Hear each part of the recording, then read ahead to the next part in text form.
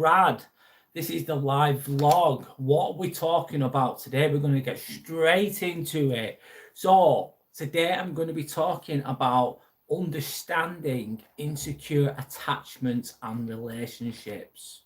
So understanding insecure attachments and relationships. And basically how they can affect in these insecure attachments, how they can actually impact and affect our choices, conscious or unconscious, in relation to the relationships that we end up choosing.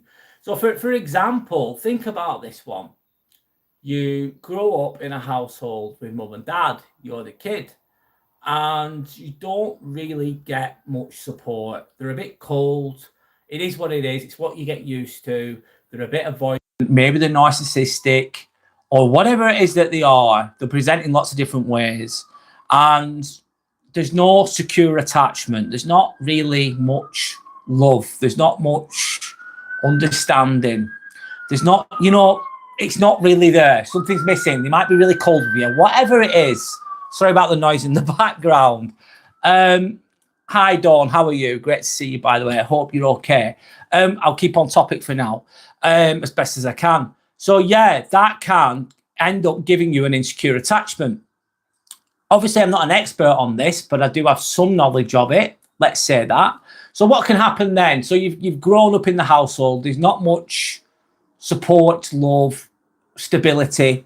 It's an insecure attachment that you'll have with your parents. For example, you then get a bit older and you start to form relationships, friends, romantic relationships, work relationships, whatever you want to call it. And you have an insecure attachment. Imagine this, you meet a really nice person, man, woman, doesn't matter. They're really nice. They're lovely. They're absolutely lovely.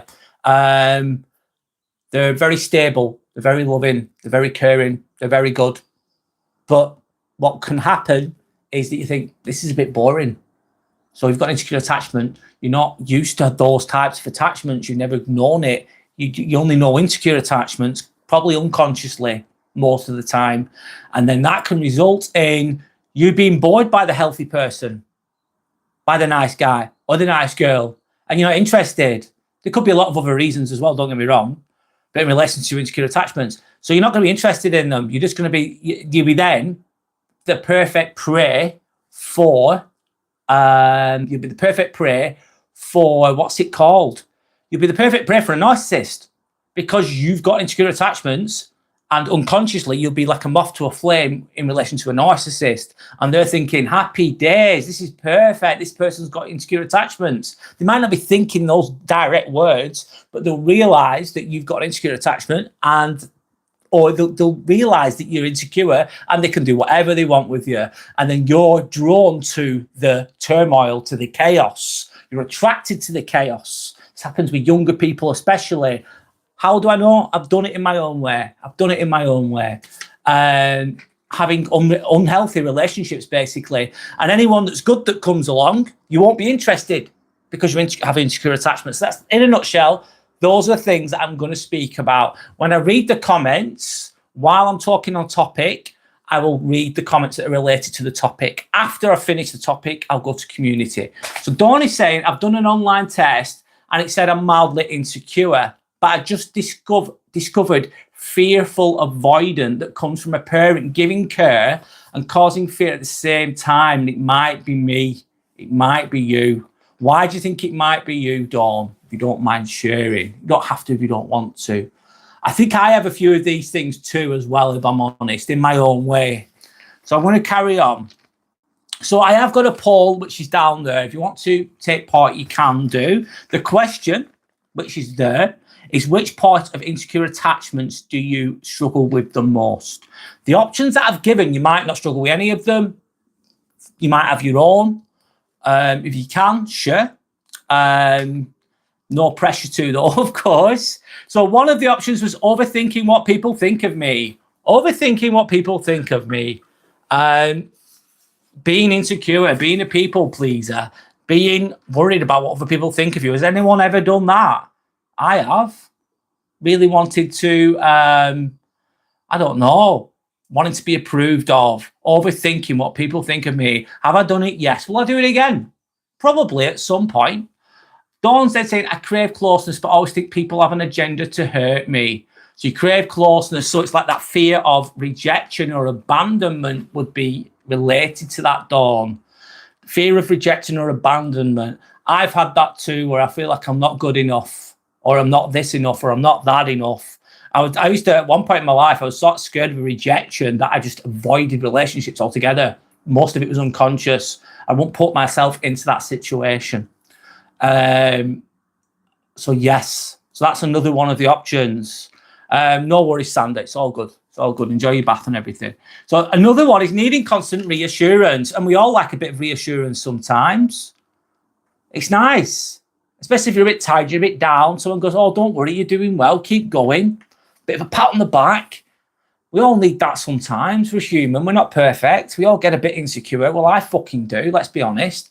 And that's okay. I'm aware of it. I'm aware of I try to be aware of my flaws as well. I'm not perfect myself, of course. But we all need a bit of reassurance, of course. But what can happen with an insecure attachment is they need constant reassurance, constantly, like really, really, like reliance upon that reassurance all the time. And sometimes it can be because they didn't get it when they were younger, didn't get it when they were growing up, didn't get that reassurance, didn't get a say, well done, or anything. You got basically nothing. Some people growing up didn't really get that that healthy support system. They just got a cold shoulder, for instance, and then they grow up being needy adults, needing that reassurance.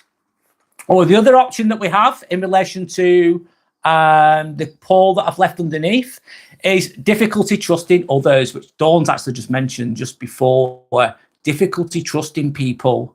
And I get it's smart to not trust people sometimes because you're just being a bit cautious. But if you've grown up in a household where you've had your trust broken all the time, imagine, let's just say your dad. Let's go with your dad. Your dad doesn't live with your mum. They've split up. But your dad says, oh, we're going to go to the football match, or I'm going to take you to the park. I'll be coming on Saturday, 3:00, and you're 8 years old, and you're thinking, fucking nice one. My dad's coming. He's coming to take me out. Happy days. I'm really excited. Then he cancels. Oh, you're gutted because you were really looking forward to going to the park or wherever it is. And then this keeps happening all the time, very inconsistent from the dad, for example, in this story. And they never, and therefore the kid goes, do you know what? I don't even trust my dad. My dad's letting me down all the fucking time. I don't trust him. And then that can lead to you not trusting others. I know there's lots of other reasons why you can not trust others too. But in relation to this insecure attachment that I'm talking about, I'm going to read the comments again. So, hello to everybody, by the way. My name's Brad. Are you Kristen? My name is Brad, by the way, Game or Ninja. Nice to meet you, by the way. So Dawn's saying, I think because I went through life seeing toxic people as familiar and normal. Yeah, if that's all you bloody see all the time, you think that's normal. Oh, women are meant to get treated like that. Men are meant to be like this. That's how it's meant to be. You look at your parents, don't you? You think, oh, I need to have a relationship just like they do because that's how it is. That's the right way to go. That's all I know.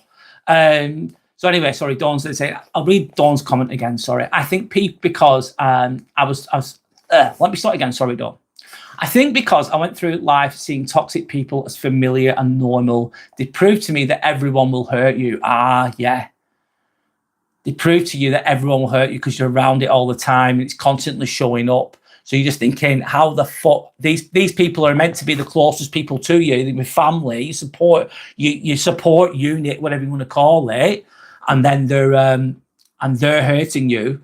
So any stranger or people colleagues or anybody, you can think, fucking hell, everyone's out to hurt me. Everyone's out to hurt me. Linked to insecure attachments. I absolutely get it. Absolutely get it. Thanks for sharing, by the way. Hi, Shelley. How are you? Hope you're okay. Timmy says hi too. Dawn saying, my dad used to bring all the drug... Oh, fucking hell. My dad used to bring all the drug addicts around for parties and I was solely attracted to addicts as a teen, early 20s. Yeah, that's bad, isn't it? Bringing all this, going on the sesh, they call it. Well, they do it in England. I don't know about Scotland. Um, and that's what you're seeing. So you're going to be drawn to that, to people that are doing that.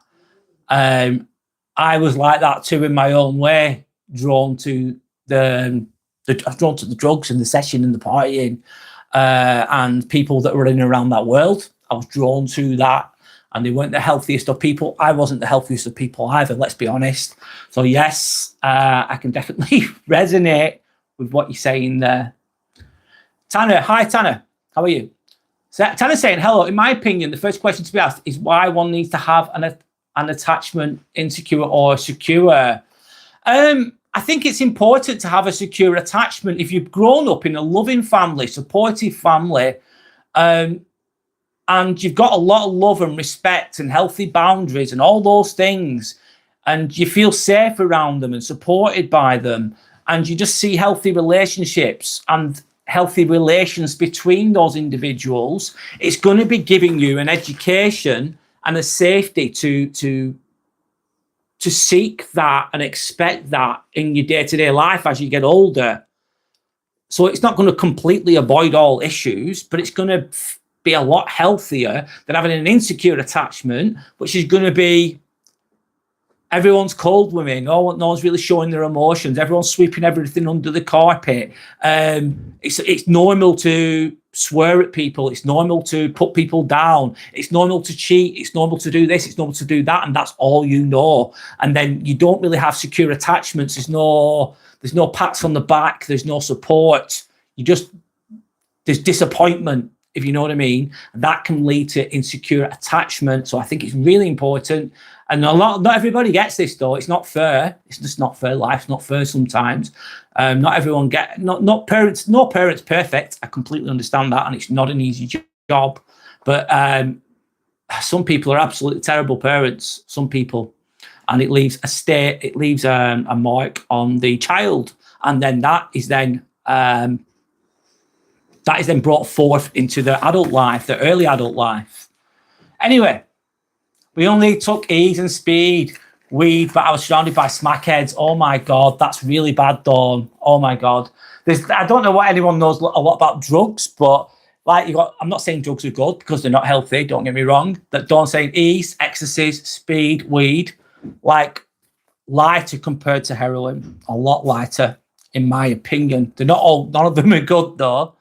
Thanks to anyone that's liked and subscribed. Thank you, Shelley. Being in a relationship can be hard. It can be hard. But anyway, so looking at these options, hi Luca, by the way, I'm going to keep the topic the best I can. Looking at those options, I think that a lot of us can relate to at least one of them. I think we can. Not everybody, but a lot. Insecure attachments don't just affect romantic relationships. They can affect you in your life big time. Like I've already said, a lot of the time is, if you've got an insecure attachment, you're going to be drawn to toxic people, narcissists, or toxic people with toxic behaviors. You're going to be drawn to it. And anyone that's healthy or normal, quote unquote normal, you're not going to want to know, because you're going to find it boring. You're going to find it boring. Think, this is not what I know. I grew up in chaos. If I grew up in chaos, I'm going to be drawn to chaos kind of thinking. But it can show up in other areas too, of course. It can show up in romantic relationships, like I've just said. It can show up with family relationships or lack of family relationships sometimes. It can show up at work, and it can even show up online potentially. If you overthink what people think of you, so if you're overthinking it all the time, it's going to sap a lot of your energy. You might spend a lot of time worrying about how you are perceived. And that can really hold you back. It's like, right, no, I'm not going to go to university because people will judge me. I'm not going to go for that job because people are going to judge me. I'm not going to stop taking drugs, which sounds crazy, because people might not like me anymore. I used to think that. That's crazy, I know. I used to think that. I better not do too well. Because this is the overthinking mind here. Joe Rogan, yeah, I wish, mate. Bumpy pickle. Joe's having tough times, mate. Anyway, so if you fear rejection or abandonment, rejection was a big one for me, man, for a long, long, long time. I think it's because I got burnt quite a few times, and I didn't want to feel that rejection again. And it really stopped me from forming relationships. I put the walls up so nothing can get close to me. But when you put the walls up, you protect yourself. You do that invisibly, but you let nothing, but nothing comes in. So no bad can get you, but no good can come in. I used to be like that for quite a long time. It took me a long time to get over that and to trust somebody as well. I didn't trust people at all, especially in relationships. I did not trust anyone, and I didn't want to get burnt again, and struggled with relationships for a long, long time.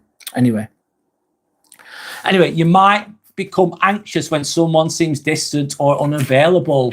So just because someone's distant, some people are introverted, so you can think, oh, that person's been ghosting me, they've been quiet around me or whatever, but they're actually just being themselves sometimes. But because you've got fear of rejection and abandonment, you might be super sensitive to those things, and that can affect you with your interactions in family or work or partner or whatever it is.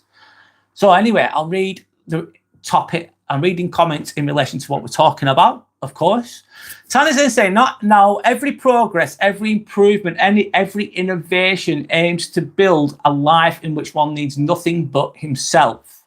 If you have economic power, you do not have to do empathy or show emotion of any kind. Let me read that. If you have economic power, you don't need to have any empathy or show an emotion of any kind. What do you mean by that? So you don't need to show any empathy or emotion. You just don't give a shit. So you've got everything and you're good. You've got economic power. You've got money in your pocket. You've got a roof over your head. I don't want to be mistaken. I do not approve of this situation. Oh, yeah, of course. Yeah. Because that would mean that you've got everything. That would basically mean, Tanner, not you, but in relation to your comment, not you, of course, that will imagine you've got all the power and control and you don't have to show any emotion because you don't give a fuck about people. You've got it. You've got everything. As long as you've got everything, you're good. Narcissistic thinking, that would be. Of course, not from you, but from the scenario that you brought forth. Thank you for sharing, by the way. Shelley's saying insecurities can leave you drained. It's like functional freezing. You disassociate yourself and your body, leaving you rejected over pleasing. Yeah, absolutely. Well said. Yeah, insecurities can really, really hold you back. They can stop you doing things. They can stop you having nice relationships. They can stop you fucking going for jobs. They can stop you just living your best life. They can just freeze you completely. They can stop you from having a deep relationship because you just block it. You're like, nope, don't want it. Block it. Don't want it. And that can mean you could meet the love of your life, for example, but you're not ready because you're too insecure to have that. Happens to a lot of people. That people pleasing can be a motherfucker as well, because you've learned to people please as a kid, for instance, because of the situation, the family dynamics you've grown up in, because there's been no pats on the back, there's been no rewards, there's not been any stable care, and therefore you end up as an insecure people pleaser because you feel like you need to make everybody happy, you need to make the family happy, you need to perform, all the while neglecting yourself, if you know what I mean. Thanks for sharing. Don says, I disassociate when I get too stressed out. Yeah, you're protecting yourself in a way with that, I'd say. It feels like a superpower, but I can't function in life. But I also can't function in life. When you disassociate, suppose you're like putting the walls up there when you get too stressed. Why can't you function in life when that happens? Is the question. Someone's just repeating the same thing over and over again, but thank you for helping the algorithm, Alfie Game. It's all good. Sandra's saying, definitely overthinking what others think. I've realised I often adjust myself to keep other people comfortable. I do that too. Don't know if everyone else does, but I do too. I think it's nice sometimes. I want to make people feel comfortable. I don't want people to be upset or anything. Genuinely, don't want them to be. I know you can't always help everyone though, but that's not always a bad thing in my opinion. But if you do it too much, extremely, it can be. So let me go back to what Sandra's saying. Definitely overthinking what others think. I've realized I often adjust myself to keep other people comfortable instead of focusing on what I actually need. So you're neglecting yourself. You can't neglect yourself when you're just giving all the time.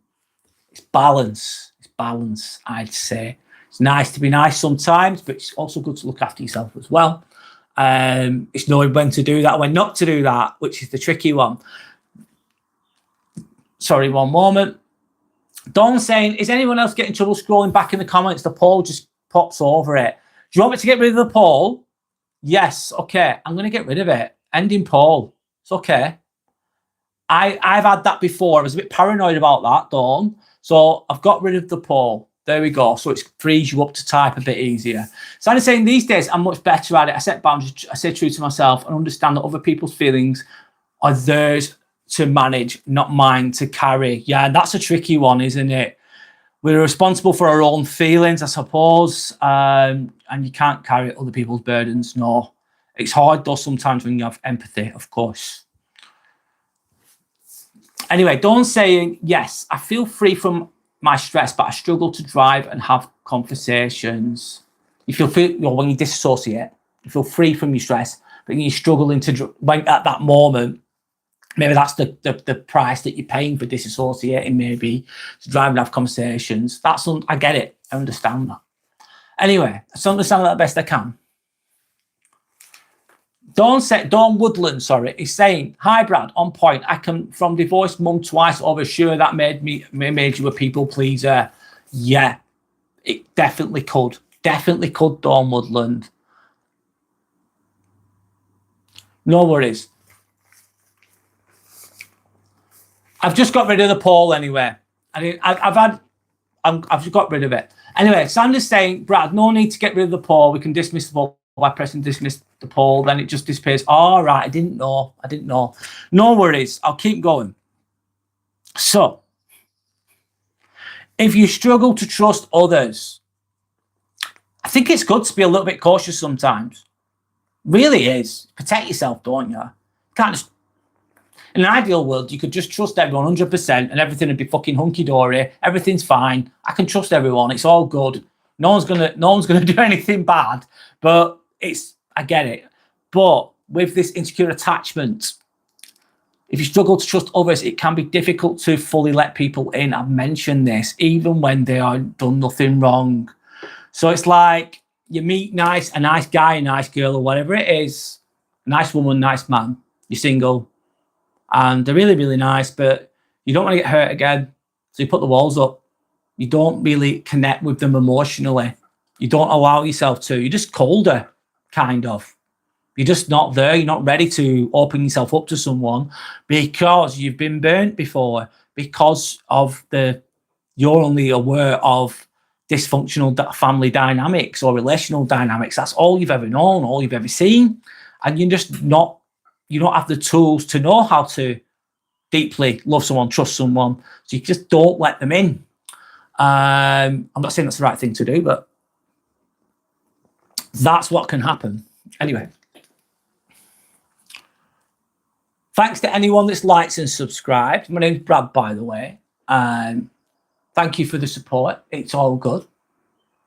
Shelley says it can leave you unguided, anxious, which makes you feel not safe and fearful. I used to be like that. Memories sneak out of my eyes at night and roll down my cheek. I'm in a good place now, though. Thank God. I'm really glad that I'm in a good place. Must have been hard to deal with. Yeah, it can leave you having that. What's it called? Sorry, insecure attachment. It can leave you unguided, anxious, which makes you feel not safe and fearful, on edge, worried, etc., etc. I'm glad you're in a good place now. Anyway, I'll keep going. One moment. I'm doing my best. It's all good.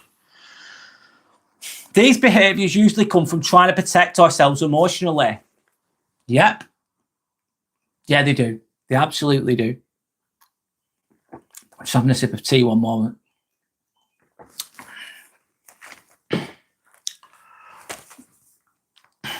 The behaviors can come from trying to protect ourselves emotionally, and we all need to sometimes. I get it. One thing that's important to understand is that attachment styles don't usually appear out of nowhere. Attachment styles don't appear out of nowhere. They come from something. What happens a lot of the time, though, is we're young, really, really young. We grow up in a dysfunctional family, whatever that is. For everybody, it's different. And we end up with insecure attachments or whatever it is, but we're just not aware of it. So we get into teenage years, we get to early adulthood, 19, 20, 21, whatever fucking age, and we just end up blindly fumbling through these relationships, and they aren't always the healthiest. They're not always the healthiest, and we make mistakes, and it can be very costly, very costly. Anyway, let me just type another question in. I'm going to type something in now. One moment, guys. It's all good. I'll ask a question here, and then people can interact. Again, of course, I'll be reading all the comments in related to what we're talking about, which is insecure attachments. After I've talked about the, what's it called? Sorry. After I spoke about the topic, I'll just be reading comments. But for now, we're on topic. So,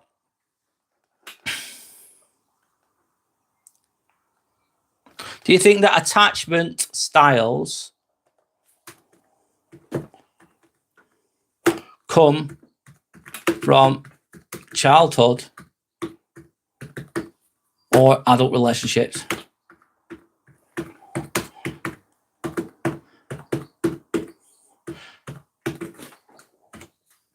My spelling might not be perfect, but I'm going to pin that.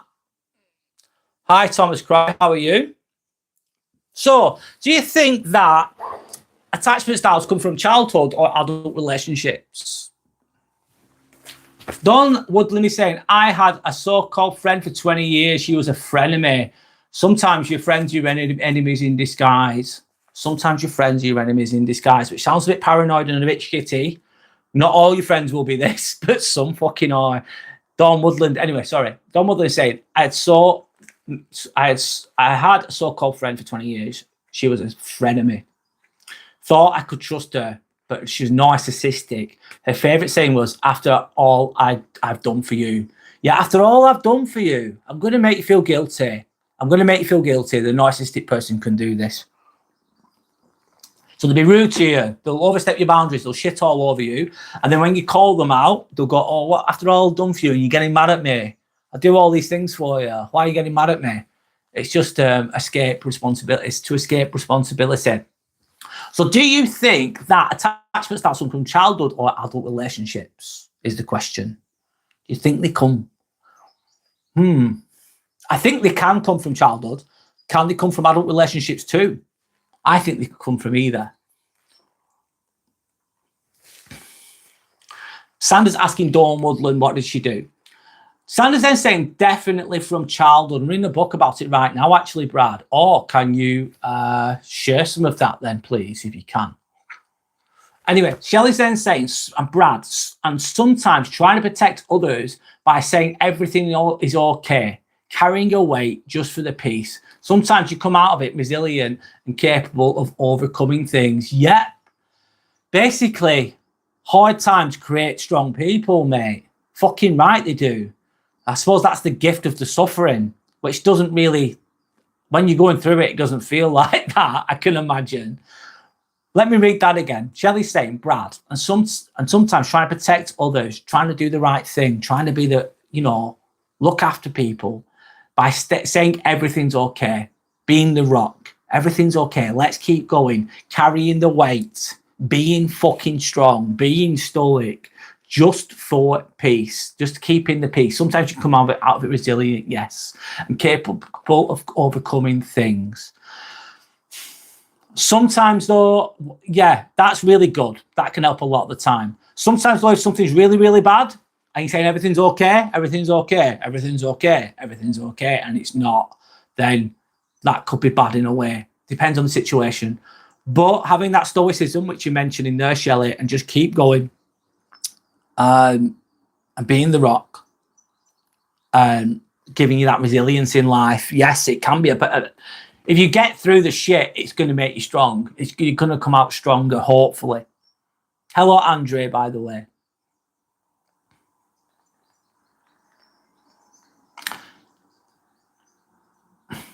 Hi, Minnie. Hello, Minnie. How are you? Great to see everyone else as well. And Kirsty. Hello, everybody else. Sorry if I've missed your name. Minnie's saying, hello, you might not remember me. I do remember you, Minnie. But my mother's just come over an awful relationship breakup. So please, can you give me a message? You always make me feel better. I'm sorry that your mum's gone through a difficult relationship breakup. Time is the greatest healer. And I hope that your mum has got support network around her. She's got you, which is good. You seem you're a nice, kind person. So that's a win. That's a win. So be there for your mum. Keep busy, I'd say. Keep busy. Focus on yourself. It's okay to be upset. It's okay to talk about it, but talk about it with someone you trust. Someone like you, Minnie, if I was speaking from your mum's perspective, speaking to you, if you're okay with that, Minnie, I don't know your situation, but that's going to help too. Focus on yourself, keep busy. Time's the greatest healer. I don't know the full situation, Minnie. I'm sorry about the breakup. Is it gonna also thinking about it? Is it going to be for the better moving forwards? The breakup must have happened for a reason. Sometimes people cheat, but if someone stabs you in the back, at least you know you can't trust them. At least you know you can't trust them. Sometimes people do you. Oh, it's not always easy. I don't know the full situation, but sometimes when someone breaks up you, it might lead you to something better. But time will heal. It will heal, and that's what I've got to say there, Minnie. Sorry. And has anyone got anything else they can say to Minnie? I've said the best I can in the with the information that's been presented. I've said the best I could right now. Has anyone else got any advice or messages for Minnie? But sending love and respect to Minnie and sending love and respect to Minnie's mum. Nicole Lipera, reparenting the inner child. I need to check that out, Sander. Thank you for sharing. So Dawn Mother saying many things: boundaries, stealing, belittling me, and projecting. Hi, Clear Vision, welcome back. Not seeing you since Croatia, mate. How's it going? Sanders then saying, healing insecure attachment isn't about changing who you are. It's about learning that you are safe to be yourself. Oh, well, very wise. Even when others are disappointed, disagree, or don't understand, this is what I got out of the book. So healing insecure attachment isn't about changing who you are. It's learning that you are safe to be yourself. It's okay to be yourself. Like some people lie a lot because they don't love themselves. They don't think they're enough, so they lie a lot to make themselves sound better. That could be linked to insecure attachment as well. It's like, oh, I'm not enough as I am as a kid. No one's giving me any approval or anything. No one's telling me I'm good. No one's encouraging me. So I'm going to start lying. Why am I going to start lying? Because I'm insecure and I want people to like me more. So I'm going to live a lie, which is sad. But that's what some people can end up doing. I suppose everyone's told a lie at some point, especially when you're younger. It's one thing that you do, isn't it? I suppose. But anyway, it's about learning that you are safe to be yourself. It's okay to just be yourself. It really, really is. You're enough. You're enough. Even when others are disappointed. People could be disappointed for so many fucking different things. And sometimes people are just disappointed because you've not done what they wanted you to do. They're just disappointed because you didn't know what I wanted to do. You're always there for me on Saturday. You always give me a lift in your car. You drive me to the supermarket, don't you? You do all my shopping with me. I'm disappointed now because you're not doing it this Saturday, as an example. But that's coming at a price of your time and your energy, isn't it? People are going to disappoint for so many different things. You don't intentionally disappoint anyone, but sometimes you put boundaries in place or you put yourself first and they'll be disappointed in you because they're being selfish. They want you to do what they want you to do. Anyway, I'll keep going. Some people are going to disagree with you. That's okay too. We're not always going to agree on everything. No, it's not possible. It's not possible to agree on everything all the time. But it's being okay with not being disagreed upon. Okay, you think this, I think that. There's a disagreement. It's okay. It's fine. If it works for you, doesn't work for me. For right, for wrong, for left, for right, for in between, whatever it is. Some people aren't going to understand you. They're just not. They're not going to even try to understand you.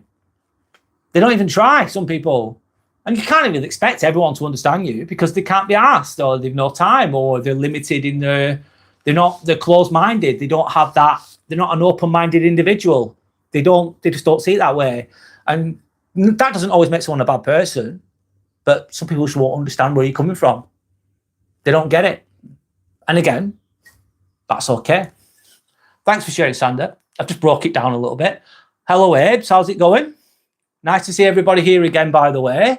Thanks to anyone that's liked and subscribed. Thank you for the support. I really appreciate it. And I try my best to help people in a way that I can, of course. I do have memberships available to those that want it. It shows support for the channel, of course. And I do have Discord available too. Well, that Discord is going to be for people that want to talk about other topics if they wish to, or it's if you need support or to share things or whatever it is. That's what the Discord's for. So it's available to people if they wish to engage in that. Click on the links that are available. Of course. Anyway, I'm going to carry on. Dawn Woodland saying, once she called me and asked me about what my biggest fear while she was giving me a side-eye glare. It was chilling. Sounds awful, that. Dawn Woodland. Minnie saying thank you. No worries. Anyway. No worries, Minnie. You're welcome on here. You're very respectful and very kind. I do remember you. And no worries. It's all good. It's all good. Clay Basin said, it's not been a great day today. Went to see my dad today and he's in a care home. He's got dementia. Sorry to hear that. It's very challenging. Not easy. But it's really tough because he keeps going on and on and on. And I had to walk away because it was going to explode. You love your dad. And I can understand the frustration. Obviously, clear vision. I'm sure that you probably know that he's not doing it on purpose. But still, I can understand if someone's repeating the same thing over and over and over again, that even an angel or a stoic person is going to get tired by it and frustrated. So I think sometimes it's good to walk away. You did the right thing. You did the right thing and don't feel guilty about it. I'm sure you love your dad. You'll see him again. You know your dad's not doing that on purpose. It's not intentional. I think you know this anyway. I'm sure you do. And I'm sure that you love your dad. I'm sure that he loves you too, of course. But smart move with walking away, man. Sometimes that's the best thing you can do. Like, there's no reasoning with a dementia patient, a patient with dementia, repeat. They can't stop. They're just going to keep going. And there's only so much you can listen to and take. So walking away, you didn't explode though, did you? You could have easily exploded, but you chose to walk away. And sometimes walking away is the best thing you can do. Anyway, I'll go back to topic a little bit. So as children, we learn whether the people around us are consistently available, supportive, and emotionally responsive. So as children growing up, especially when you're young, you're very needy as a child because your parents are the protectors. They're meant to be the protectors. They're meant to be the providers. They're meant to look after you, support you financially, putting clothes on your back, putting a roof over your head, putting food on the table. You're 8 years old. You're dependent upon them. Hopefully they're supposed to be consistently available, supportive, encouraging, emotionally stable, emotionally responsive. That would help you get into a secure attachment. You'll be more secure because you've grown up in a more secure environment. But if you don't get those things, it's the opposite of those things. They're not consistently available. Every now and again they're available, but not all the time. Or sometimes it's because it suits their needs more. And they're not supportive at all. They don't give a fuck. They see you as an extension of themselves, potentially. I'm talking about parent-child dynamic here. There's lots of different dynamics. And I know parents think being a parent is not an easy job. Very, very difficult. No one's going to be perfect. Fair enough. But ideally, you'd want an emotionally responsive upbringing, wouldn't you? A warmer upbringing. Not everybody gets that, and it's different for everybody. But anyway, if those needs are not met, your basic needs, your emotional needs, supportive needs, there's no consistency, and you're not getting those needs on a regular basis, you're going to develop forgive me. If you've got loads of that good things around you, I'm really, really sorry. I'm going off on track here. If you've got the consistency, you've got the support, you've got the emotionally responsive parents, it's going to help you develop a secure attachment style. And then as you're older, you're going to be drawn to similar individuals. Oh, these are healthy people. I'm attracted to that. But if someone who has experienced inconsistency, they're not getting that support, they're not getting that love, they're not getting that support, they may grow up fearing rejection or abandonment because they've been abandoned when they were younger. They've been rejected when they're younger. They want a bit of attention, never gets it. It's just not there. The support's not there. And some people aren't able to do that. They're not able to provide that. Parents might be suffering themselves. Not an excuse, but a reason. And then they have ended up bringing up children with insecure attachment styles. That's what can happen. Anyway, I'm not saying don't love your mum and dad or whatever else. I'm not going on about that. That's another topic anyway. I'm looking at, so Sanders then saying insecure attachment styles are learned survival strategies from childhood. Brilliant. Not personality flaws. They develop when love, safety, attention, or emotional support are inconsistent, or unpredictable. I'm going to start again, guys. Forgive me. I'm not perfect. Of course, I'm fucking not. Anyway, Sanders said insecure attachment styles are learned survival strategies from childhood when you're young, not personality flaws. They develop when love, safety, and attention or emotional support are just inconsistent. It's just not there. That's going to develop fear, isn't it? So that's going to be an unpredictable environment or basically emotionally unavailable parents. And as adults, these patterns can affect how we trust, how we connect, how we communicate and respond in relationships. Beautifully said, Sandra. Thank you. Abe's is saying to Minnie, things will become better with time, don't worry. Oh, it's very kind. Sending love and respect to Minnie there. I hope clear vision's okay too.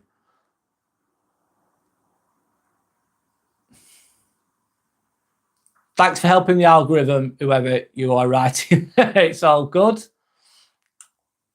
It's okay. Yeah, I'm just flicking through loads of them. I'll continue. He thinks I'm going to get killed, clear vision. Oh, your dad, I'm really sorry. He's full of fear, isn't he? Bless him. He's full of fear. He loves you. He loves you. But he's got... I'm sorry, he's got dementia, so he's really scared. I'm imagining this, of course, in relation to what you're saying. I bet that's scary for your dad, though, mate. Imagine that. You think that your son's gonna get killed, and you believe it in your head, even if it's irrational, but you believe it. It must be very, very, very, very emotionally charged. Hello to Drong as well. Hi, guys. Anyway. I'll continue the best I can. Let me move on. Someone who felt criticized or judged a lot may become highly sensitive to what other people think of them. So if you're being criticized a lot, nothing you do is good enough, ever, and you're a kid, and you're getting criticized for this, don't do this, don't do that, that's bad, this is bad, what have you done this for again? And they're projecting their own insecurities onto the child. This is just a dynamic that I'm imagining now. And they're just judged harshly all the time. This is going to make that individual become highly sensitive to what other people think of them because they're so used to being put down all the time. Imagine nothing you do is right. And then, right, do it this way. You've done it wrong again. What the fuck? You've done it wrong again. You're like, shit, I've done it wrong again. Do it this way. So you do it the way they ask a day later. But they've moved the fucking goalpost. All right, cheers for that. Move the goalpost. So some people do that as well. So you can never win. But if as a kid and you're brought up around that, it's going to make you highly sensitive to what other people think of you growing up. Other people might learn that trusting people often feels unsafe, leading them to keep their guard up. Yeah, can't trust anyone. I'm going to keep my guard up. I'm putting those walls up. And like I said before, you can emotionally and mentally put walls up. Like nothing bad's going to touch me because I'm blocked off. I'm cold with people. I'm not really open to people. I stay back. I'm standoffish. I'm avoidant, for instance. But that blocks the bad stuff sometimes. But also when you're blocking all the bad stuff too much, it can block the good stuff as well. So you won't let anyone get close to you emotionally. You won't allow it. You just won't allow it because you don't trust anyone, because you've had trust issues all your fucking life. People have let you down all your fucking life. So now you're an adult, you're 23, 24, 25, doesn't matter what age you are, and you still have those protective behaviors in place because that's all you've known. Therefore, insecure, a sign of insecure attachment. But there's a good news. Anyway, it's important to remember that these patterns are often ways of adapting to our environment at the time. And when you're younger, you're adapting to your environment at the time the best you can. You're ducking, you're weaving, you're fucking, you'll be a people pleaser, you're trying to keep the peace. The family dynamic's a bit crazy, it's a bit fucked up. So you're just doing your best as an 8-year-old, probably unconsciously, naturally, trying to fit into this fucked up dynamic. And you find a way that works for you, which is linked to insecure attachments. And then you're still applying that when you're older. And it doesn't work when you get older. Work when you're a kid because you're in chaos. But now you're not in chaos. But you're still acting like you are, if you know what I mean. I'll go through the... Is it breaking up? I'm sorry. Sorry, guys. Can you hear me? You can hear properly. Thanks for telling me. Hi, George. How's it going? Great to see you on here again. I'm going through the hi, Vince Alan as well. You get wiser as you get older, Drong. Hopefully. Not everybody does. Let me know if the audio's okay. If it's not, I'll try and fix it. I know it can be annoying. No worries. Thanks for telling me. Don't worry. Thank you. Brad, I'm glad you did this topic. In my view, it's very important with your kind words. It's going to help people. That's the way, Shelley. That's what I'm trying to do. I feel responsible to do that. I'm here to, that's why I'm here. I feel like I'm meant to be doing this. But thanks, Shelley. I do my best. I don't know everything, though. Double saying my dad would come home and visit me and start bringing up my dad's mum and divorce. I was only young. I know I should have put up boundaries, but let him go on and bring me down. Oh my God, yeah. Especially if you're young, you're not going to know at the time, Dawn Woodland, are you? It's,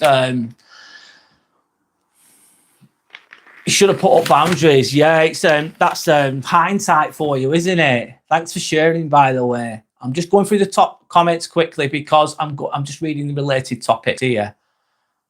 I'm not going to look it up. Thanks, guys, for being really good mods. You're doing a great job. Thank you, guys. Lots of trolls. Lots of good shit for the algorithm, by the way. So it's all good. Anyway.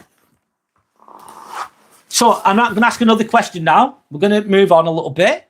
So, can insecure attachment be changed? So can insecure attachment be changed? I'm going to type this in.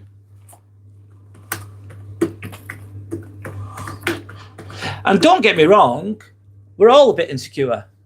We're all a bit insecure at times. We all act out of fear. We all fuck up. We all drop the ball. It's okay. It's part of life.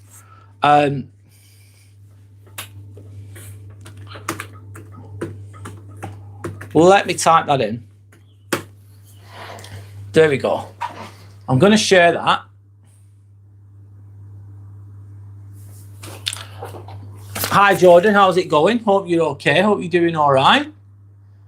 Hi, Ginny, as well. Hello. Hello to Ginny. Drumley Mechanic. Go for it, mate. That'd be... have you put the live on you actually doing it? That will you'll get people watching that. You'll get people watching that. So anyway, can it be changed? Can this insecure attachment be changed? You develop this insecure attachment from childhood. That's all you've known. It's affecting your relationships. You're drawn like a moth to a flame. Some people just go, oh, I'm only attracted to the bad boys or the bad girls, bad men, bad women. You're only attracted to narcissists because they're exciting, they're fun, they're crazy, they're unpredictable. That's all you've known. So that's what you're attracted to. But it's causing you pain. It's causing you suffering because they're narcissists and they're not going to be nice to you, are they? And you're avoiding the nice people because you find them boring. You don't feel emotionally connected to them. They're too nice for you. They're too this for you. They're too that for you. So you're just not attracted to them, but you're missing out on a healthy relationship. All you're having is unhealthy relationships. So can this insecure attachment be changed? Narcs are the worst. Yes, they are. Absolutely. Stay clear. They are toxic. So anyway, I'll crack on. The good news is that it can be fixed. But you've got to be aware of it. You've got to be open for it. And you've got to be willing to put the work in. Some people can do it via reading. Some people can do it like that. Some people can do it. You don't have to read. You could watch YouTube videos or listen to TED Talks or whatever it is. That could help you with the attachment style, insecure attachment style. Or some people go to therapy. There's lots of different ways to come through it. But through self-awareness, looking at yourself, going, what part do I play in being attracted to these narcissistic people? What part am I playing here? Through self-awareness, healthy relationships, and personal growth, people can move towards a more secure attachment style. So it is achievable. Abe's is saying, I don't know much about this topic, Brad. I'm just listening and learning. Can you give me an example of insecure attachment, Brad, to help me understand better? Yes, of course I can. So imagine you've got two people. They both grew up in different households. One has very consistent parenting, loving mum and dad. They're there for them emotionally. They have a healthy relationship. They solve issues or disagreements out in a healthy way. They put boundaries in place. They're very supportive of the child. They're always there for the child. Therefore, that's a secure attachment. That's a secure environment. The child then grows up. Of course, there's going to be issues for everybody because that's part of life, but they're going to be more than likely expecting healthy relationships. They're going to develop healthier friendships as they get older. An insecure attachment is going to be developed with a lack of consistency, emotionally unavailable parenting, maybe will be an example, or toxic parenting, narcissistic parents who use and manipulate the child, who make the child feel guilty. They're emotionally not there for the kid. They're not supportive of the kid. The kid only knows fucking chaos, Abes. That's all they know.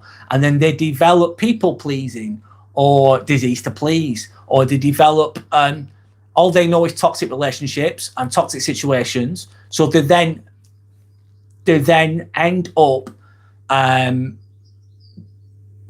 carrying that into adulthood, and therefore, an example that I've already said will be, okay, I've said it a few times, sorry. It will be, they meet a really nice guy or woman, whatever. They meet a nice person, relationship. And this person's secure, they're warm, they're consistent, they're kind, they're supportive. And then they don't like it. because they don't know that's all. They have an insecure attachment. So they see someone secure, they think it's weird, they think it's boring, they don't understand it, they're not drawn to it. So they'll be drawn to narcissistic people more than likely, if you know what I mean. They're used to the chaos, the craziness, the unpredictability. That's my basic explanation of it just for now. Insecure attachment. That can be linked to, let me go back, it can end up with people, not insecure attachment will be, you won't be able to trust anybody. Trust issues, because they've been let down all their lives. So it affects the way that they interact with people. Overthinking, because they've been judged harshly or criticised. Fear of rejection, fear of abandonment. All of these fears will be within someone with an insecure attachment, Abes.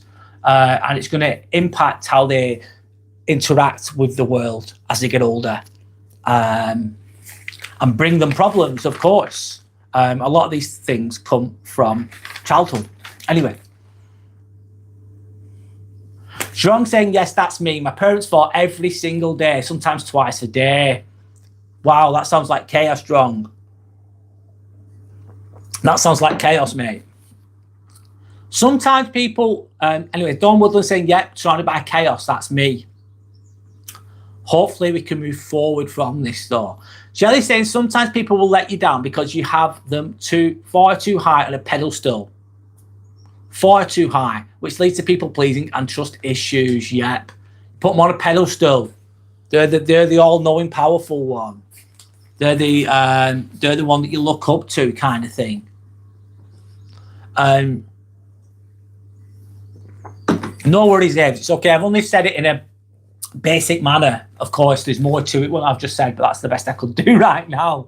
Yeah, Shelley, absolutely. Put them on a pedestal, which leads to people pleasing and trust issues. Yeah. John saying, yes, that's why I turned out a wild child, carefree, rebellious, and a lack of empathy. How are you now, though, John? You seem like a very wise person now. Anyway, let me carry on.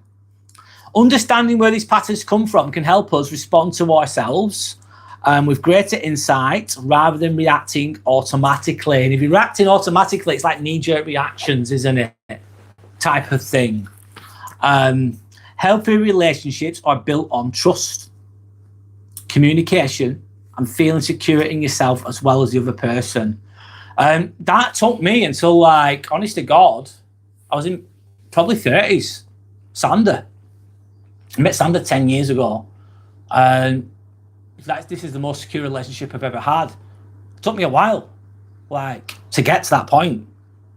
I wasn't perfect to begin with either. I still had sort of couple of trust issues when I first met Sander, but I had to be at a certain level before I was attracted to someone like Sander, let's say. I had a lot of work to do before I got there. If I'd have met Sander when I was 25, 24, whatever, it wouldn't have worked.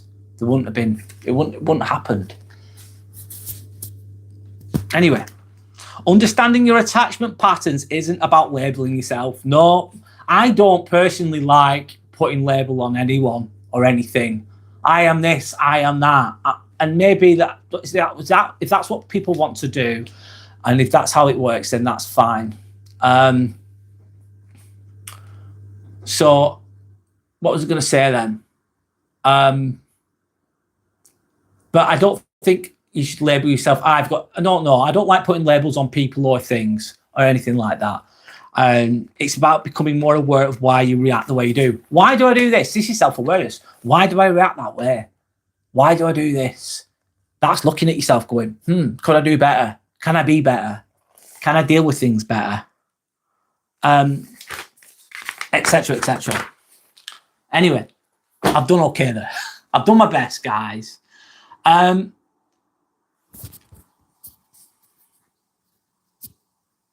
Vince Allen. Okay then, Vince Allen. I'm going to give you the floor for a moment in my own way. Vince Allen is saying, okay, yes, but please can you help me with that? Because I am not, help me with it. I'll show my understanding the best I can.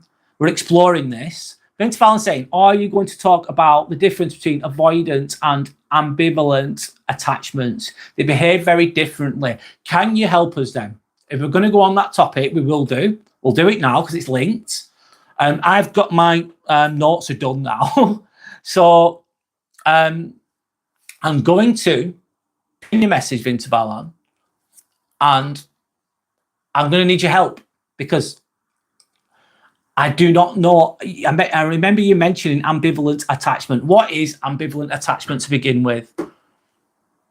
Try and help us out a little bit. And we'll talk about it for a while. I'll do my best. Of course, though, to be open and honest, guys, am I like, you probably, if you know me, you'll know this. I'm not like a trained psychologist or anything like that. I've got experiences. I've suffered. I've fucked up. I've read a lot of books. Doesn't mean I know everything though, but I don't know everything. So I'm not like a psychologist professional or anything like that. But I do like to discuss things, share things, and engage with you guys about these topics and get other people's perspectives. That's what I'm about, really. Drunk saying, I'm grateful to these YouTube streams. I met a Canadian YouTuber like yourself. He's on my Discord. Canadians are super polite, turning point for me. I mean, I had changed 2 years ago too. Good for you, man. You've got a little brother. Cool. So you exchange voice notes and me being the elder at coaching with his life. That's nice, man. Don't bother saying my ex said to me, you'll never be above me, my way or the highway. Choose the highway. Thanks, Shelley. I tried to explain it the best I could. Anyway, John saying I turned leaf at 39 and it looked back 2 years for me to rewind my brain back to normal. Alcohol is wicked. Yeah, it is, mate. Alcohol, drugs, they twist the mind. They really, really do, mate. Ambivalent attachment is an attachment style characterized by a strong desire for closeness combined with fear of rejection or abandonment. People with this style often seek reassurance. They're very clingy. Ah, right. Thank you, Vince Fallon. Got a strong desire for closeness. So they really want to be close, but the fear of rejection as well. So it's very contradictory things, that, isn't it? Like, I really want to be close to someone, but I'm so scared of fear of rejection. So you're going to need that constant reassurance. It's linked to what I was saying, isn't it, Vince Fallon? Vince Fallon saying, avoidant attachment is an attachment style in which people value independence, avoid emotional closeness, and may feel uncomfortable relying on others. They often suppress feelings and keep the distance. Oh my God, I can resonate with that. Avoidant attachment is I like this. Thank you for opening my mind a little bit. Avoidant attachment is an attachment style in which people value independence. That's me. I love independence. Avoid emotional closeness. I think I've got a little bit of that in me as well at times. I feel uncomfortable relying on others. I'm ticking some boxes here, Vince Fallon. They often suppress feelings and keep distance. I think I tick a lot of those boxes, by the way. I really do. And thanks for sharing. I do. I think I do show emotion, though, in a healthy way. I try to. But I have some of those traits in me as well. I don't know about everybody else. I agree, Abe's. Dawn Woodland deserves a lot better. Yeah, alcohol can be terrible if it's overdone. Ambivalent had parents that showed love but were unreliable with the love. Avoidance didn't get enough love, so they were left to take care of themselves, so they learned living is hurtful. Yeah. Brad, get yourself a drink and breathe. Yeah, I think I need to. Correct. It's not an easy it's not an easy job, this. I love doing it, man. I love doing it. I absolutely love doing it. I wouldn't be doing it if I didn't love it. I wouldn't be doing it. I wouldn't last, if you know what I mean. Demon drink, yeah. Alcohol, isn't it? Spirits, Dawn Woodland, in relation to alcohol. Drunk saying, I feel bad for his current partner. Don't know who that is, sorry. Drunk saying, thank you. Dad left anyway when I was 16. By 17, I was working. And by 18, I was married to my first wife. Lovely times. Wow. It's a lot for a teenager to go through that, mate. Were you happy then? You have a good heart, Dawn Woodland. Ambivalents have a hard time respecting boundaries. I'm not like that, personally. Avoidants have too many boundaries. I don't think I'm that either. Weirdly, they tend to be attracted to each other because they are stronger in the ways that the other type isn't. Ah, right. It's like a dysfunctional relationship then, isn't it, Vince Vallan? A dependent relationship, Vince Vallan, I'd say. An ambivalent and a avoidant relationship. So you're filling each other's gaps, I suppose, joining them together. That would be a dependent relationship. Instead of there's dependent, so you rely on the other. Independent, I'm just on my own, doing my own thing. Single, for example, or interdependent. Interdependent's the best one. So it's like we're both independent, we're both strong, we both work together, but we both do our own thing as well at the same time. That's the ideal. It sounds like a bad match, Vince Vallan. Sounds like a dysfunctional one. I wonder how many people are like that in the world. I wonder how many. Anyway, I'm going to go to open chat now, guys. I've done the topic. Obviously, Vince Vallan, please feel free to carry on, and I'll read it, and I'll give my own opinions. Anyone else can share theirs too with what you're talking about. I'm just going to type this in. I'm going to go to open chat, and then we'll chill for a bit. I stayed on topic for about an hour, which is good.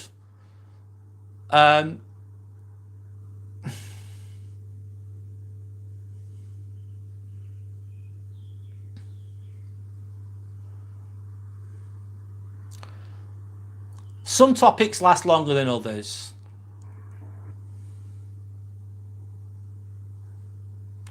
I think an hour is a good amount of time, really.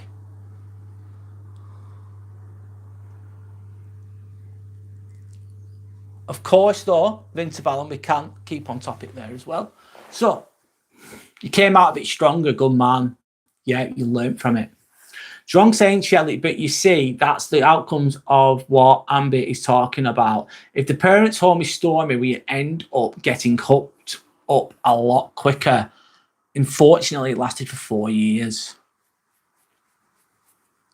Yeah, to put parents' home is stormy, we end up getting hooked up a lot quicker. A kind of like generational trauma, isn't it, really? A really strong person, but God, the trauma ends with me. I'm not passing this trauma on to anyone else. The trauma that I've had or you've had, the toxic bullshit that we've had, we all pick up something along the way. We've all got a bit of baggage. But it's like, I don't want to pass this on to anyone else. It stops with me. I heal it, if you know what I mean. Hi, Yorick. How's it going? I've gone off topic now, Yorick. I'm just reading the comments, mate. Thanks to anyone that's liked and subscribed. I really appreciate the support. Timmy says hi too. If you enjoy conversations like this, just hit the subscribe button and then you'll know when I go live again. I go live on Monday evenings, Friday evenings, and Sunday evenings. Anyway, I'll go back to comments. John says, so people should really think it out before they have kids. They should. They should is the word there, mate. Are they compatible or not?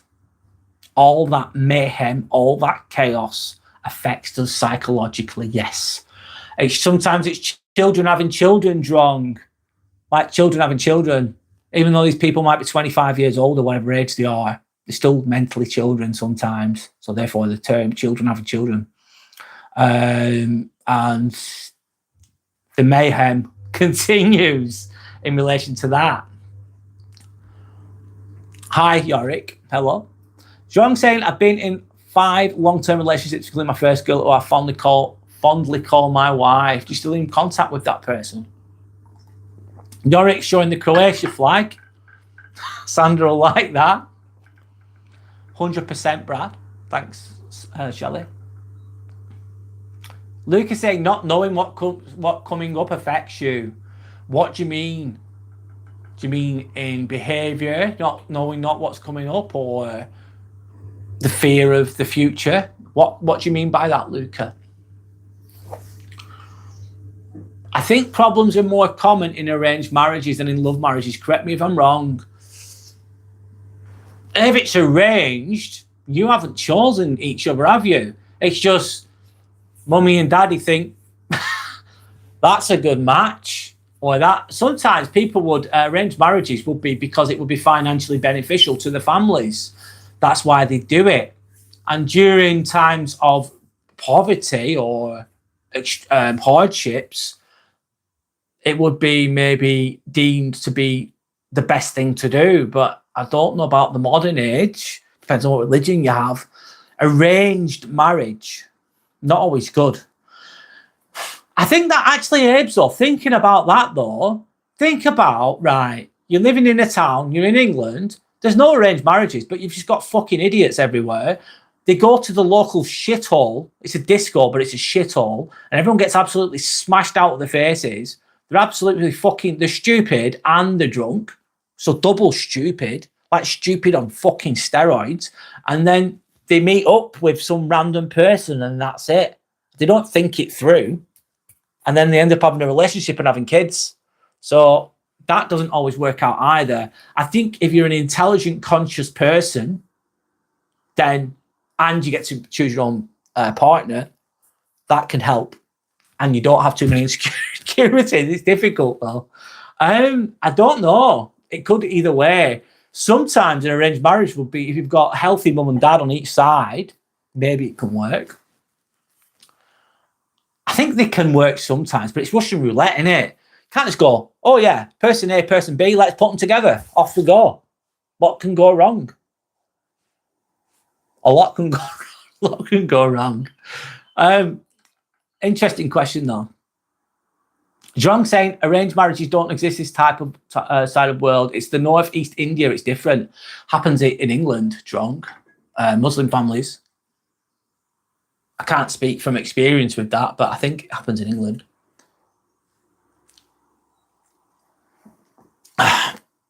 It's a debate that some people will be very, very for that, won't they? They will.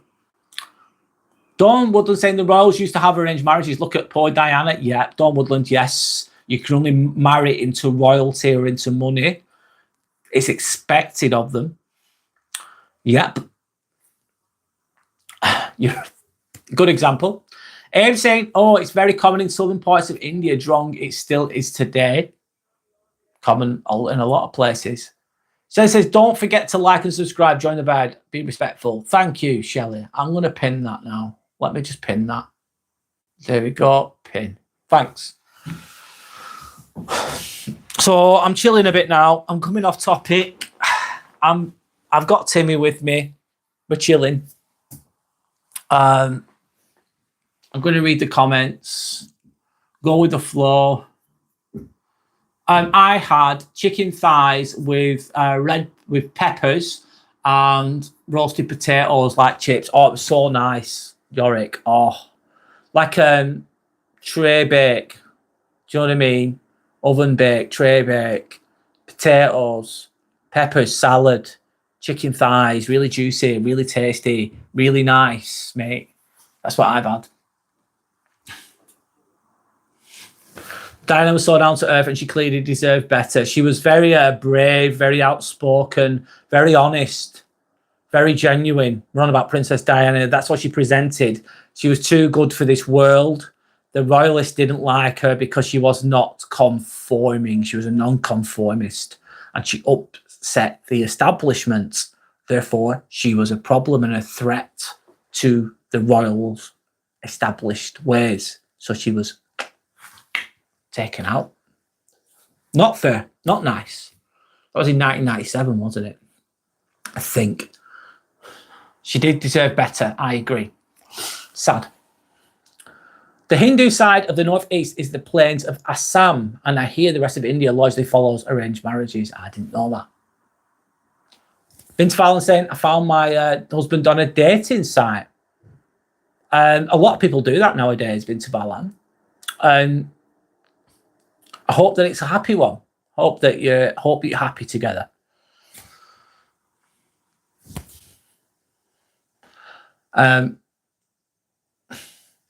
I think with relationships, it's good to be cautious, be open and trustworthy, but take your time. People show you with their actions through time, don't they? Of course. You had a chicken curry, nice, from M&S. Yorick, that sounds great. Nice. Shelley's had a stew, I enjoyed. What did you have in your stew? Vince Fallon saying, dating sites are great for introverts with few friends like me. Yes, they are. I suppose you slowly get to know them, don't you, through messaging. And then go from there, don't you? I think they can be a very useful tool, basically. It's just the technology that's allowed that to happen, isn't it? Instead of just randomly meeting someone while you're drunk. Imagine you're in a club as well. You're in a club and it's dark and it's got lights on. Everyone's got beer goggles. Everyone's drunk. You can't really see everyone properly. So people can look a lot more attractive than they actually are. You think, oh, I've got a good one here. And then you think you're in. You've got a good one or whatever. And then they turn the lights on at the end of the night. Like, oh, you take away the beer goggles. Then you might not be so enamored, if you know what I mean. Anyway, I'm just going off on a tangent there. She was expected to accept Prince Charles's affair, well, King Charles now, and when she didn't, she was called crazy. Yes. Yeah.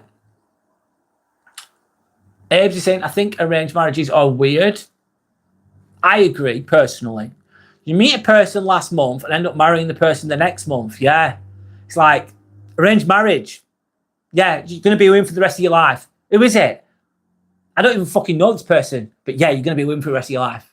Okay. Who's decided? Your mum and dad's fucking decided who you're going to be with. Do you like that? How do you like them fucking apples? You're like, shit. I've never even seen them. What do they look like? Do they even like me?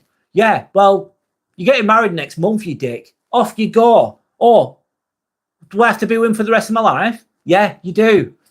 Happy life, mate. See you in a bit. And you're like 16, 17 years old. That sounds fucking awful. That sounds absolutely awful. Welcome to fucking hell, basically. If you're lucky, you're attracted to them. If you're lucky, they're a nice person. You might do okay, but it's Russian roulette. You don't know what the fuck you're going to get. So therefore, arranged marriages, not for me. I don't know if everyone else thinks to them. Is anyone for arranged marriages? And if you are, explain why. Interesting. Some people might think they're the best thing since sliced bread. Like, yes, arranged marriages are brilliant. We need more of them. Anyway, John, I'm joking here. I don't think that, but I'm just being silly. John saying, but regardless, my personal opinion is this. Marriage is the present day, is a dead tradition. I'm sorry to say that, but it's just what I feel. It's a contract. It's a contract, isn't it? It's a contract, John. I think you have my word. You have my word. There you go. Trust. Anyway, a lot of people don't believe that. Dawn Mullen saying thank you to Abe's. Captain Crunch. Hi, Captain Crunch. How's it going? That's a cereal, isn't it? In America, I think. Marry before God. Leave the government out of it. Okay? Yeah, because then you end up with divorce lawyers if it doesn't work out, mate. Nice to meet you, by the way. My name is Brad. Shelley's saying, do you know the inventor of throat lozenge died there? There was no coughing at the funeral. That's good. That's good. That's good. That's a good joke. Anyway, Vince Fallon's laughing. Don Mullen saying, at 16 or 17, you don't even know who you are or what you want at the time at that age. No, you don't. You have no idea. You have no idea. 16, 17, you're just a young, you're just still a child in a way. You're just coming into adulthood. It takes time to learn, to develop. You're not fully developed at 16, 17. Vince Vaughn saying, I think Diana caused unnecessary drama though, but maybe she was tricked. I personally admire Queen Elizabeth a lot. How she managed so well for so long is very impressive. And I don't know. Vince Vaughn, I'm not a massive fan of them, if I'm honest. I don't hate them. They're just... Anyway. The Queen did a job. Royal wave. There you go. Turn up for a meeting. Say your bit. Off you pop. Get your nice meal. Paid for by me and you. Enjoy. I'm not a massive fan. Sorry.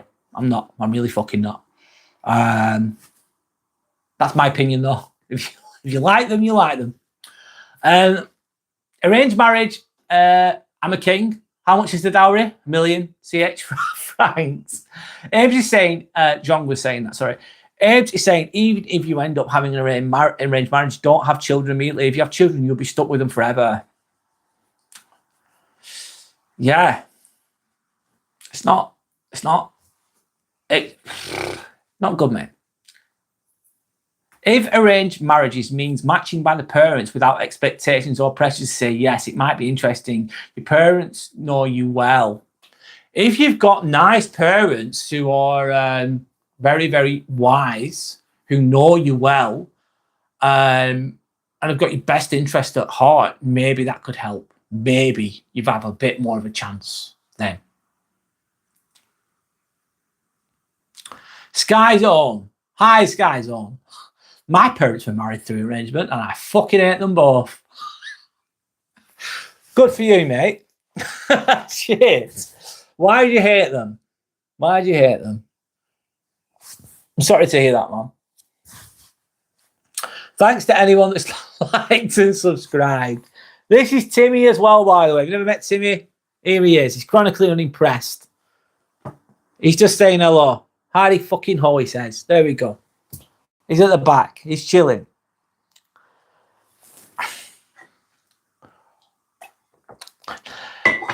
Anyone that wants to carry on the chats or wants support, etc., etc., who wants to support the channel, I do have Discord and I do have memberships available. Just to send that out there. Click on the links and it's all good. Anyway, Joe saying arranged marriages are a design of the Hindus in mainland India. I hear that Gen Z are resisting the old tradition. I think that's good. I believe in autonomy. I believe in autonomy and living the life that you want to live as long as you're not hurting anyone else. They bullied me and fought each other so much. I'm sorry, Sky Zones. That sounds terrible, mate. Sorry to hear that. Nice to meet you, by the way.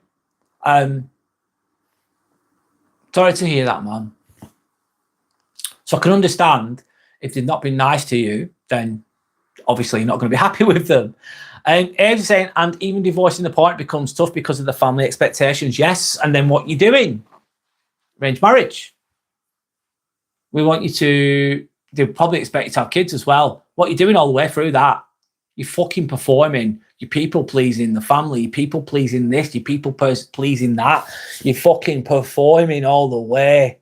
All the while, you're not really honouring yourself because you're doing what everyone else expects you to. Vince Vaughn says, I think arranged marriage can include very different things in different countries. True, very intellectually, very smartly said. Yeah, it probably can. I'd assume so. I'm not an expert at arranged marriages, but and Timmy is to be arranged marriage. No, he's not. He says, no. He says, no bueno. He says, you'll never lock me down, he said. He says, I'm a free spirit. I'm a free spirit. He says, fuck that shit. Take those chains away, he said. Take those chains away. He'll go kicking and screaming, Yorick. You'll not be marrying him off. He's a freestyler. He's a freestyler. Abe said, ha, Sky, I've been there. Oh, okay. Sandra's arranged the marriage. Sandra, have you arranged this marriage? Croatia versus France, LOL. When? Not yet, I don't think, unless it's a friendly. Drong saying, Shelley, what's so funny? The whole of the mainland is like that. It's insane. I mean, no disrespect to any other Indians here. Shelley said, saying, just live the life you want to. I agree. It only live your life the way you want to. Yes. It only creates problems later on. Yeah.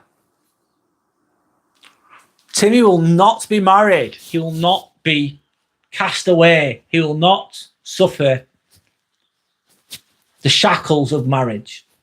No, no, no, no, no. No, no, no, no. Yorick and Sander have got the flags out, the Croatian flags. Abe saying, you're not being disrespectful, John. You're just stating the truth. Yeah. I don't see that you're being disrespectful, by the way. It lasts, but the woman cannot be happy. It's like a horse trade. What the arranged marriage is. Well, I suppose it is, isn't it? It's exchange. Oh, yeah, I can see that. Timmy is buying no ring. That's Brad's bestie. No. Says no rings. No, no, no.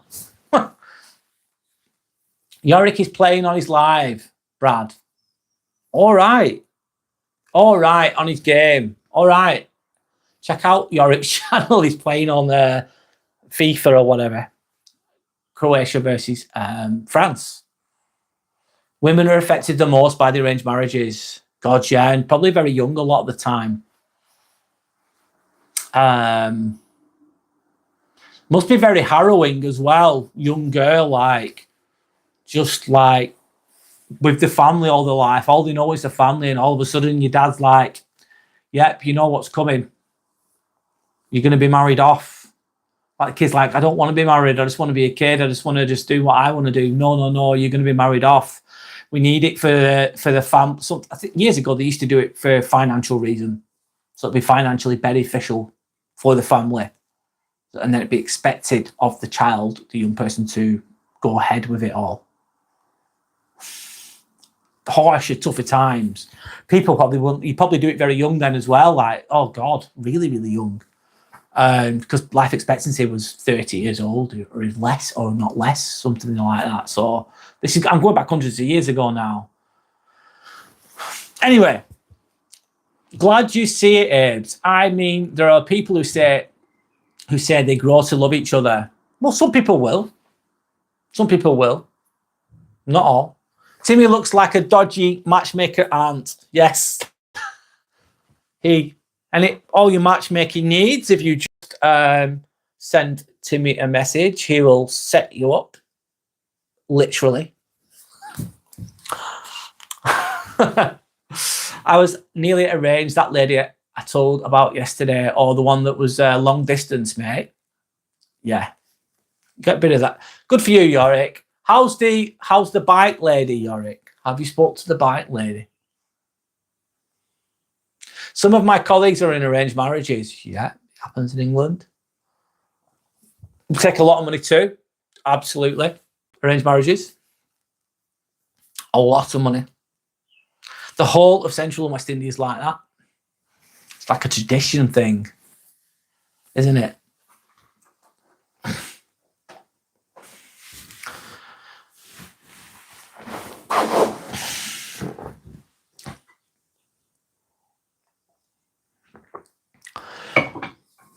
I'm just having a little rest, guys. Thanks to anyone that's liked and subscribed, by the way, guys. Let's get those likes up if we can. It's absolutely free. It really helps the channel. So I just want to say thank you. Timmy says thank you too. And thank you to anyone that subscribed as well. Nice one. Thanks a lot, guys. Respect. It's all good. It's all good. Oh, thanks, UKG, man. Nice one.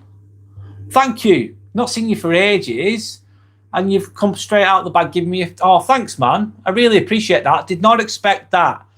Oi, oi. Hope all is dandy. Well done on the sub count. UKG, thank you so much. I hope you're doing okay. Timmy says thank you so much too. Oh, that's really kind of you. I did not expect that. But thanks a lot, man. I really, really appreciate the support. Hope you're okay. Hope you're doing well. Big shout out to UKG85. How's your brother doing? Is your brother okay? Remember you speaking about your brother a while ago. Don't know, he's struggling with something I can't remember.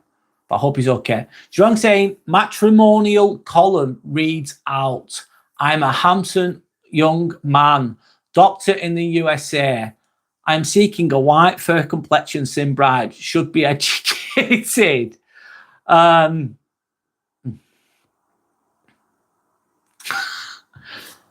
That's a good selling point from you there, Jurong. Sandra says, thank you to UKG. Yeah, thank you so much. Love that. Thank you so much. Yeah, I'm getting there with the subs, mate. Try just slowly but surely. Just keep chipping away, man. I never give up. Just doing my best, of course. But yeah, thanks.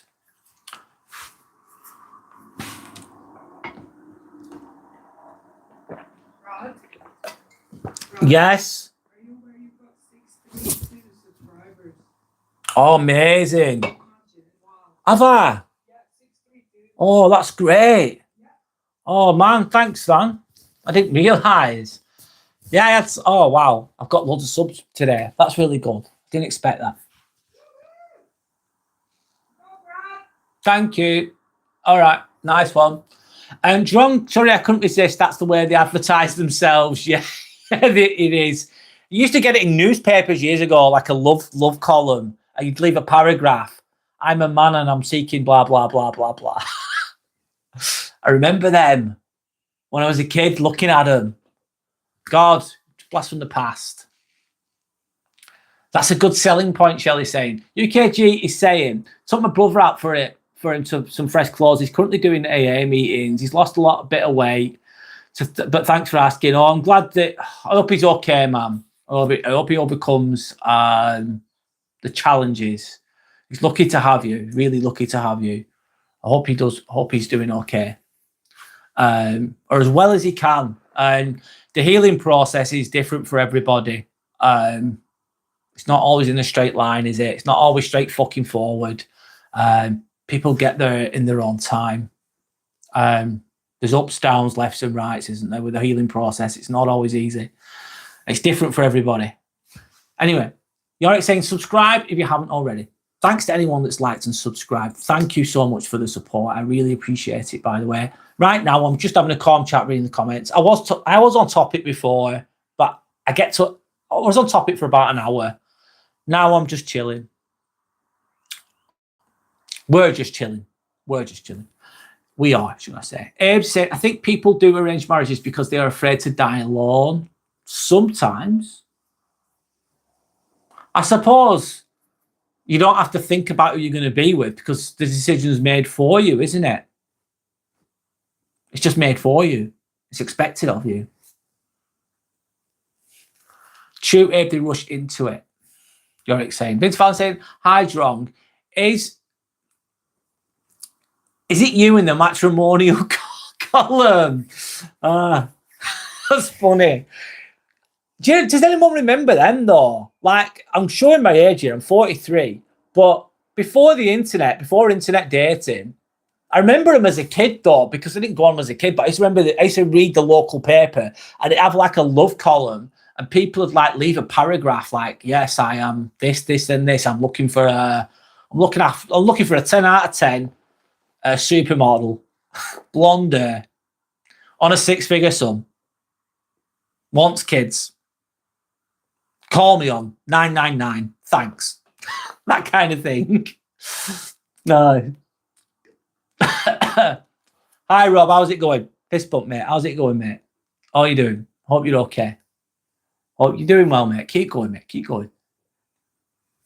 Also, why countries with arranged marriages? India has huge population. Yeah, it does. You know, saying a lot of unhappy marriages in India because of it, arranged marriages. They can't pick and stuck with it to keep parents happy. Yeah, it's like you're going to be with that person for the rest of your fucking life. We've chosen her for you. We've chosen him for you. Shut the fuck up and get on with it. Make some babies and make the best of it. It's like, oh, cheers. Cheers. Arranged marriage. Thanks. Happy days. Enjoy the rest of your life. How good's that going to be? Just to keep the parents happy, yeah, performing. That's performing on steroids, isn't it? I suppose, though, a lot of cultures would not agree with what I'm saying. Of course. Anyway, Drong saying, I am a 28-year-old fair young girl with a vibrant personality. I am from XYZ caste, and I am well-mannered, courteous, and slim, and voluptuous with voluptuous proportions, seeking immediately. Shit. Wow, that's a very good selling point, Drong 007, isn't it? Yorick saying parents happy in relation to what you're saying before. Ave's saying it's better to die alone with peace than end up marrying the wrong person. 1,000%. 1,000% What some people end up doing is they're single for a long time, and they're desperate, and they're lonely, and they're insecure. And if you're coming from a desperate situation, you're likely to make desperate choices.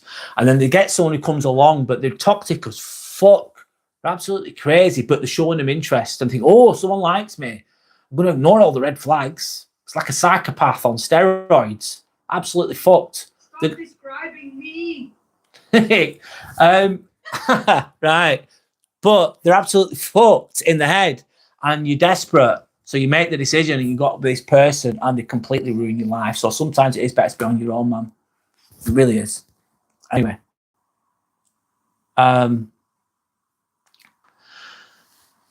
Hit the screen, thank you. Hit the like button. Thank you, guys. Thanks for the support. Thanks to anyone that's liked. Thank you for anyone that's subscribed. I really appreciate the support. Yorick saying that's very true, Abe. You can lose peace of mind marrying the wrong person. Yeah, I've not married the wrong person. I've not been married, but I have been with the wrong person when I was younger. And it was not fun, but it taught me a lot. I learned a lot from it. Mr. Bumpy Pickle, I'm ignoring that one. Don't know where you're going with that. James, Drong is spot on. Single male seeks single female for a little too long now. I wish you well on that path, mate, if that's what you're saying. I wish you well on that path. Better to be the right person than the wrong one, though. It's a minefield out there, though, especially in this day and age, in this capitalistic, ego-driven world that we live in. Finding a genuinely nice person that genuinely gives a fuck about you is not easy.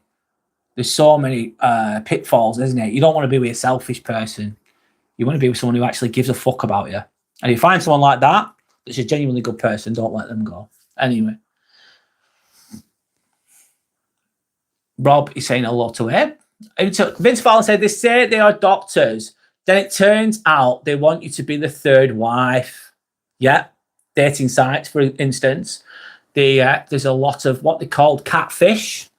So they say they're doctors, but they're not. Then they're being just a third wife, just like a plan C. Second best is good enough for no one. But they don't tell you directly. It's a surprise for later. Yeah. Yeah. There's a lot of pitfalls in the dating game. Abso-fucking-lutely. And can you spot the red flags? And yeah. Anyway. Drong saying then comes the post-marital problems, different column. God, yeah. That'd be a good read, that, Drong. Very inspirational read. All the marital problems. Oh, God. Anyway, Robbie's saying hello to Shelley. Shelley's saying winter hibernation. That's true. I think that's winter Balan, isn't it? Yorick, I agree every point you've just said. As you're saying.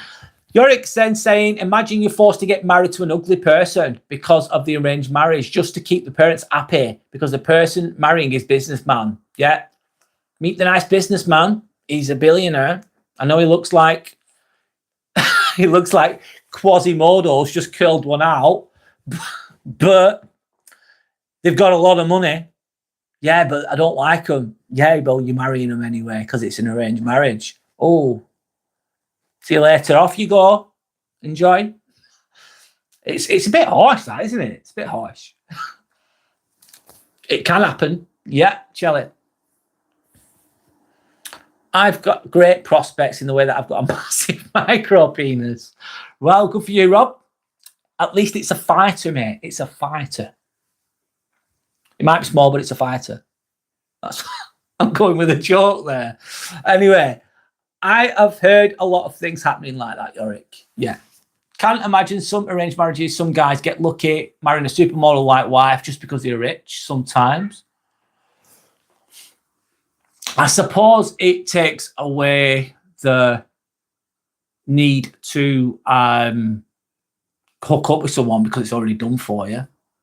But it's a small win, that, really. It's not really a win. Anyway, Jerome said, I'm a man, recently married. Ours was an arranged marriage. On our wedding night, my wife refused me. After 1 month, she permitted me to engage. Unfortunately, she won't face me directly. Rob saying, why are you bald? Don't know, mate. I thought I had her, but it's still fucking there. Asking it every time. Rob, sorry, I am not on your channel often. I work usually when your lives are on. Oh, it's all right, Sander. You've been forgiven. Everything happens a lot of the time, Yorick. Yeah. Yorick visits Rob's channel too sometimes. Cool. So I'm saying, Yorick, I'd love to visit often, but work gets in the way. Yeah, it takes a lot. It takes a lot. It takes a lot of me as well. It takes a lot of your time and your energy. It does. Do what you can in the time that you have. Anyway, it's and a lot of time people who do arranged marriages are in love with someone else. Well, yeah, because they like someone else, they've got a connection to someone else, but they're arranged to marry whoever it is that they've been told to. So yeah, that's going to happen, isn't it? Or increase the chances of that.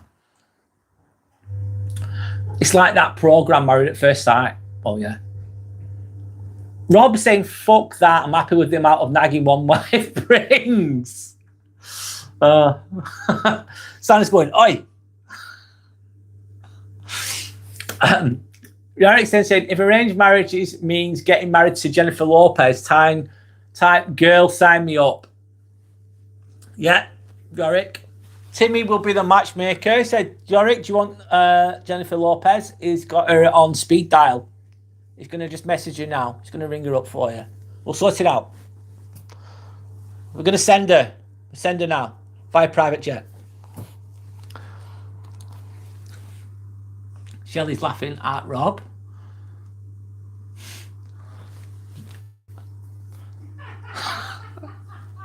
Anyway, we're laughing. It's good. You're saying it's a very old tradition. Okay. Timmy and I will hook you up. Yeah, we'll hook you up. Timmy's really good at matchmaking. He knows exactly what to do. He guarantees disappointment. He guarantees disappointment. There you go. If you want disappointment, we'll sort you out.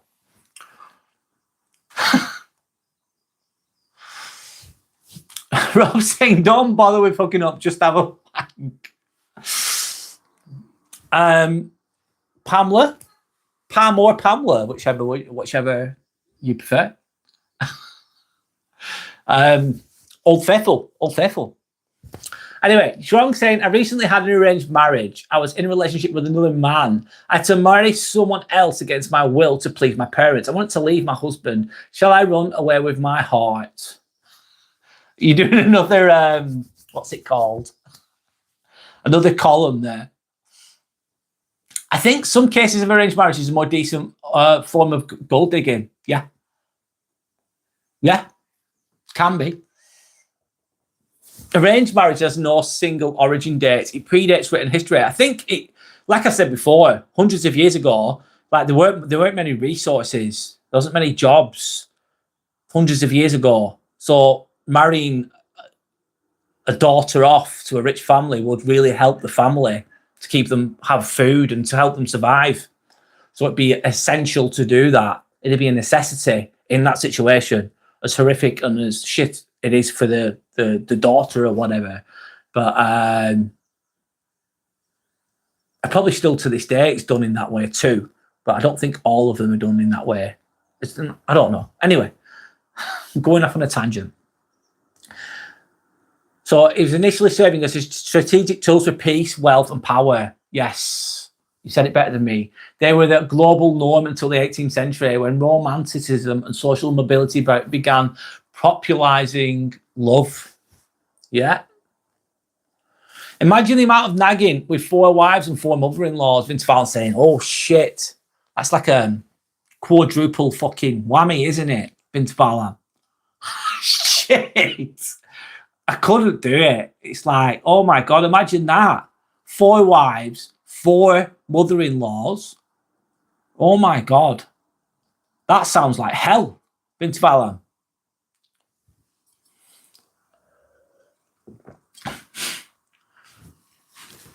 Timmy says no comment. Anyway, you're more of a grower, not sure you, KG. Yeah. Vince Vaughn saying, good God, can you imagine that? Timmy's got another new job yet. Again, the matchmaker, yes. Trying to say, Rob, Timmy's a turtle. He says, am I a turtle? He says he's not sure. I lost track of how many jobs Timmy has been through now. Yeah, he's got quite a few. He's quite established. He's got the he's on LinkedIn. Sanders laughing at UKG. Yorick, Timmy is one busy turtle. I wonder if it pops in out like his head. Turtle's head. There we go. Rob, you have me laughing. Shelley's laughing. Sanders giving a frown there. Anyway, Yorick saying nagging of 4 wives and 4 mothers-in-law. Heck, I'm running. He's a lovely gentleman. Yes, he is. Yes, he is. He is. He looks chronically unimpressed. I know. Imagine how much nagging if you was... God. Oh, wait, Rob. God. It's taken an unexpected turn. Imagine the child support you have to pay. God, yeah. A lot. Sanders laughing hard, and I bet I shouldn't. It's all good. Why are men so upset by gold diggers, but they only accept a beautiful wife? Isn't that the same thing? Do you know what, Vincent Vallan? You're absolutely right. Some guys, imagine, I don't know, let's go with football. This is an example. Professional footballer on £1 million contracts. They're just millionaires, multi-millionaires. And what was I going to say? Sometimes that's the arrangement, isn't it? Donald Trump, and I forgot his wife's name, but she's from an Eastern European country. He's not a good-looking person, is he? Donald Trump, he looks like shit, but he's rich as hell. He's a billionaire. And he's got, is it Ivana or something? Ivana, I can't remember her name, sorry. But that would be, in a way, linked to it. Wouldn't she wanted the money? It's an exchange. It's, I suppose, it's almost like high-level form of prostitution in a way.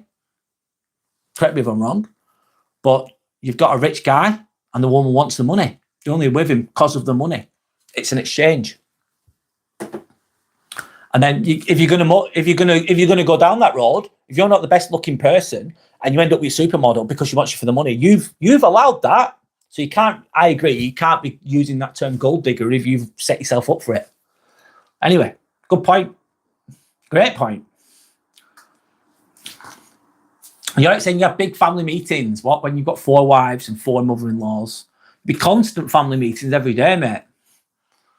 That sounds crazy.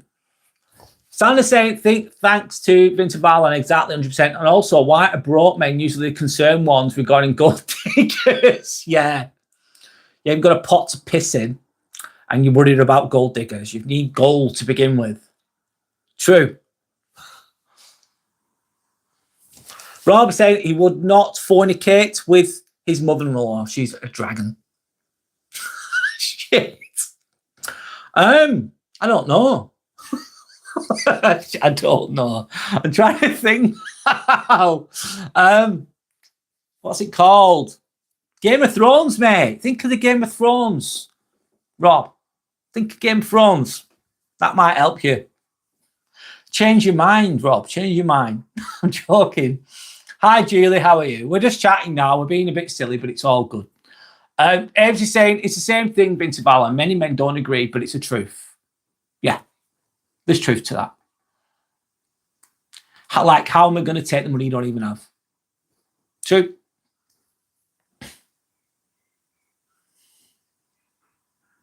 Julie Conway, I'm not having 10-year-olds on here. That is time out time. See you later. No. And why do people come on and say that they're 10 or 8 or 6? It's like, it's weird.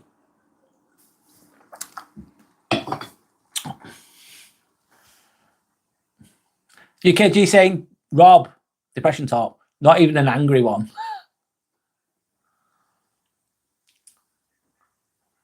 Imagine tolerating 4 men. Let's reverse the roles. Well, yeah. We could be a pain in the ass too. Sander, let's be real. Let's be fair. In a different way, probably.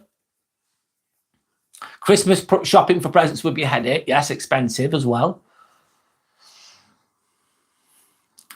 UKG says, I know some that would give it a go for a bit. Probably are, yeah. I've got rid of Julie because it's too young. That person's too young. Anyway, Shelley, imagine the parents too. UKG, you know some interesting people, Sander's saying.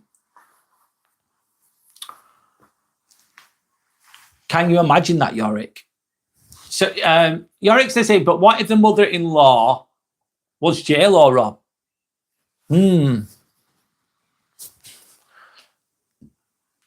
J-Lo's smoking hot. True. China saying Julie's a troll. Yeah. Thanks to anyone that's liked and subscribed, by the way. Timmy says hello. Thank you for the support. Thank you, guys. I really appreciate it, by the way. You're saying, but then celebrities get a lot of face thing to make them look younger. Yes. Lots of treatments, yeah. The best food, the best nutrition, the best this, the best that, the best treatments. I think she's good for any age. Women looks incredible. Well, yeah, she does. Let's be honest. Let's be fair. If women nag, it's usually because we've already nicely asked about 17 times for your information. And then we've gone, what did you say? What did you say, Sander? That's 18 times now. Her daughter just looks like her. J-Lo's daughter. I've never seen her. MC 1980, welcome back. How are you? Hope you're okay. If I was minted, I would not have a wife. I would have many partners. They'll change them like socks, lol. Unluckily, I have the same woman for 15 years, lol. I'm sure she's nice, mate. I'm sure she's nice. I don't know. I'm not sure she's nice. I've never met her. Anyway, I hope she's nice, mate. It's Drunk saying, I am a Hindu man in love with a Muslim girl. We cannot leave each other. Both families are against our relationship. Her parents have threatened me with the guillotine. What should I do? Well, there's some countries in that situation, the guillotine would be a real threat, wouldn't it? Off with the head. Leave the country and start a life together somewhere else, I would say. Drunk. Hi, Boiling Frog. How's it going? Nice to see you on here again. Hope you're doing well. Hope you're okay. Women nag, men selectively listen. Nature finds balance. Somehow it does. Few celebrities have kids who look exactly like them. I've never really thought about that, Yorick, if I'm honest. There's 4 in a bed and the little one said, don't roll over. Saying hello to Sandra. We're learning a lot from some men here. See women. How men see women.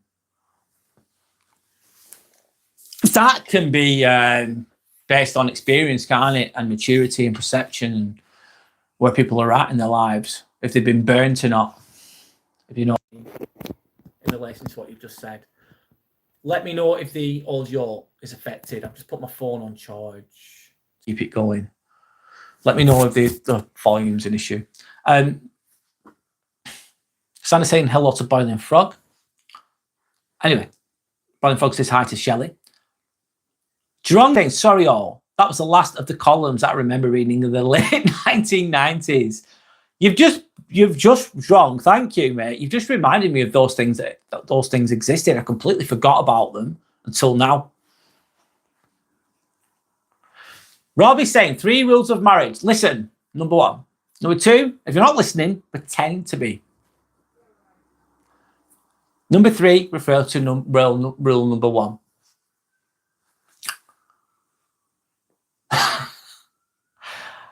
I listen sometimes, not always, but I try to listen. I'm not perfect. Sander, hope you're well. Boiling Frog saying, Sander, we are learning how some men see women. I take people at face value. I look at their behavior, analyze it, and then judge them accordingly, if you know what I mean. Depends on the individual. Sandy saying, Rob, I make Brad repeat what I said sometimes just to see where I'm at. Did it today, actually. I got most of it right.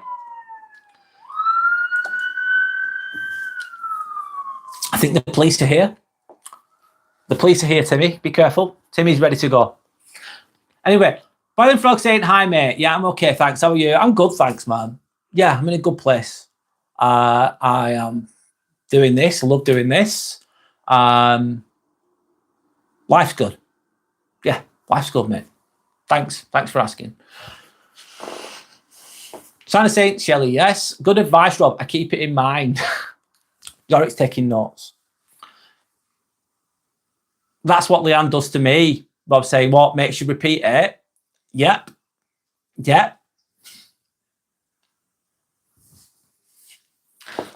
Yorik, do not listen to Rob's advice. I think he's taking notes. Shelley's laughing at Rob. Rob, that's the way to go, Leanne. She asked, that's crazy, isn't it? That Leanne asked Rob to repeat what she said. Sandra does it with me. Sandra did it with me today, mate. About 2 hours ago. Honestly. Anyway, Yorick saying, my 3 rules of marriage: flowers, chocolate, and shopping, and holidays together. Keeping them sweet there, mate. Brad's a very, very wise man. Not all the time. Some of the time. I try to be. And Boiling Frog saying, I was bitter towards women for a long time, but not anymore. Right. Why? What changed for you? What happened? Did you get burnt? And what changed your opinion of them? I'm glad that sounds like a positive thing, doesn't it? That's great.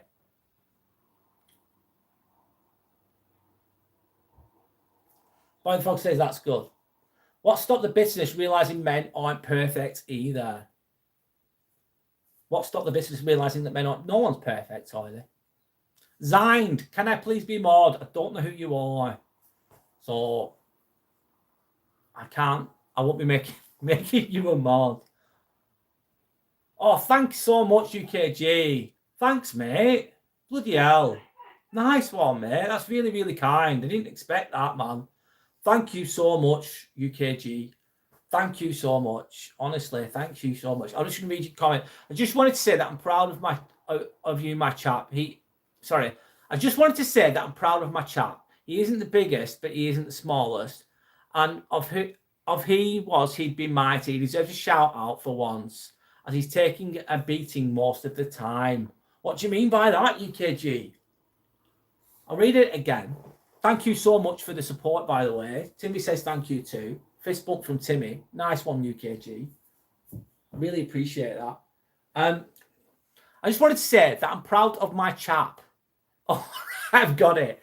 He isn't the biggest, but he isn't the smallest either. And if he was, he'd be a mighty one. He deserves a shout out for once, as he's taking a beating most of the time. I've got it now. Out there. He might be small, but at least he's a fighter. At least he's a fighter, UKG. I've got it now. Shit, thick me. I didn't get that. I was taking it seriously then. I was thinking, what's he on about? Good joke, thanks. Nice one, mate. Thank you. Thank you so much. Fist bump. Nice one. Anyway. So, Rob is saying, Leanne asked me a question once after we had been into a conversation and I lost interest. She asked me, what did I just say? Magnolia was not the answer. then you're just picking your brain then, Rob. I'm not Hindu or Muslim, and the concept of arranged marriages doesn't exist here. I might remarry someday. Might wait till I go dead, and then it wouldn't affect me when she's hopping mad. There'll be a lot of silence then, mate. It's supposed to be, yes, I was, after my marriage breakup, I was supposed to realise that that's good and bad in both sexes.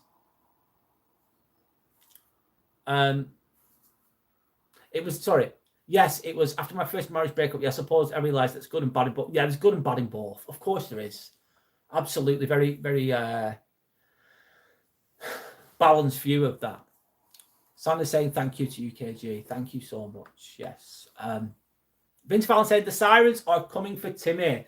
Don't know what he did, but I know he's guilty. He says it wasn't me. Says he's slopey shoulder. He's blaming me, actually. He's blaming me, Vince Fallon.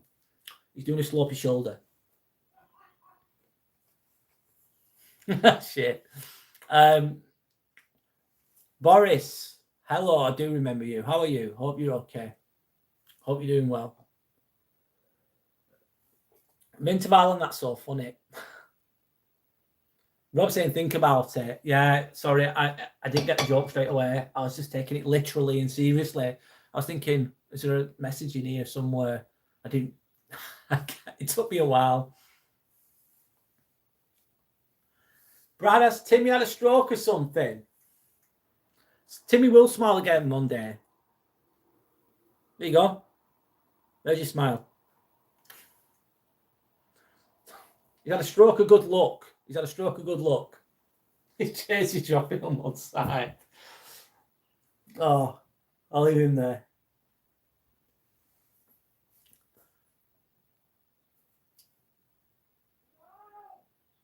What do you think about this low dense cloud we seem to get now every summer? What's the low dense cloud? I don't know what that is. Educate me. I don't know. Elaborate. He's born this way. He's perfect. He's absolutely lovely. I'm gonna take. I'll keep taking. He'll be on every live. Every live. Look at his eyes. There you go.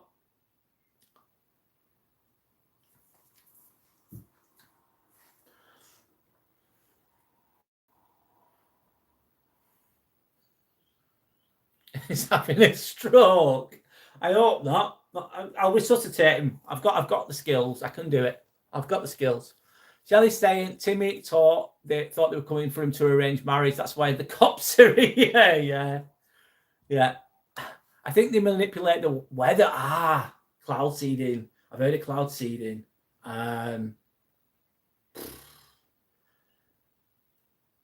think that does happen. I don't know where or how, but cloud seeding, I do believe, is a thing.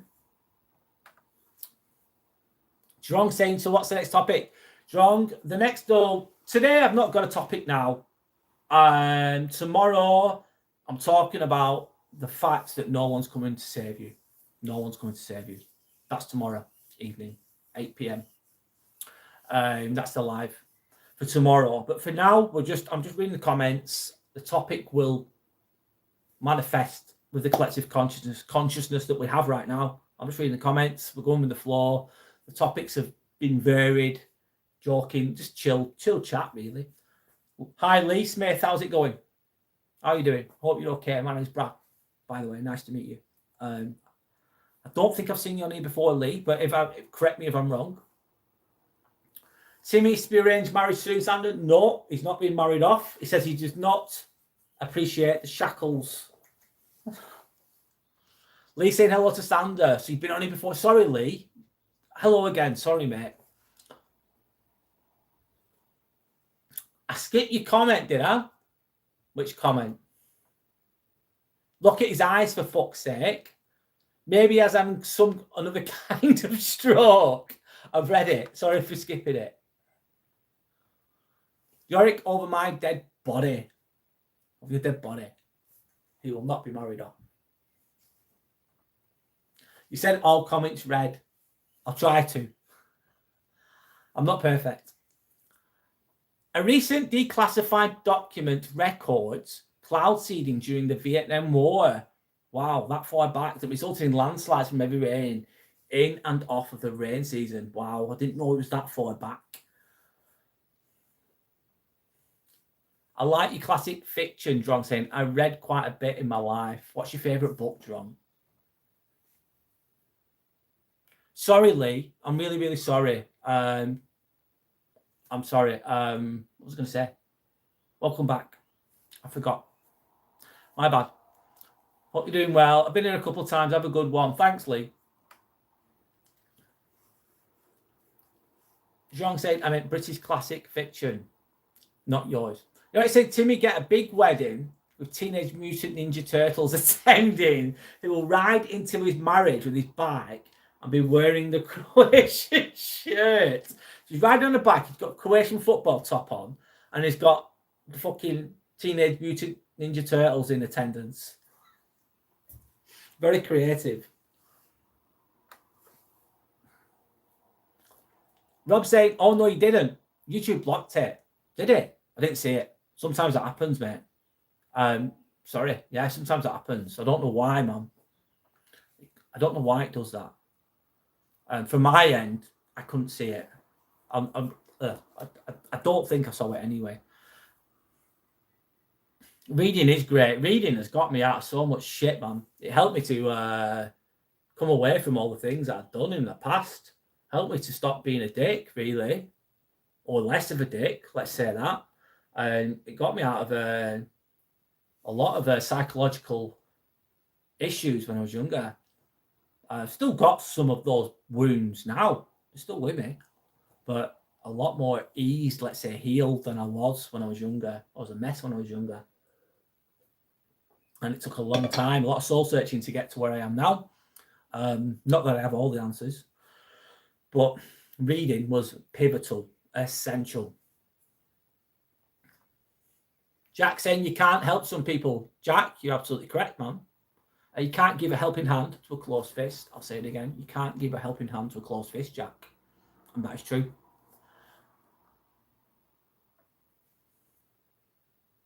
Brian Fox says, thanks for that to UKG. Timmy, invite me to your arranged marriage, please. Lee saying hello to Depression Talk, who is Rob. Sandra saying, you've got a great imagination. Yeah, you're very creative. Did you notice that it's always sunny on a bank holiday? Depends where you are, but sometimes it is. Not always, mate. I wish it was always. Yes, I have an unfinished copy of Sons and Lovers by D.H. Lawrence. Rob says hello to Lee. Lee says no need to apologise, mate. All right, thanks, mate. Nice one.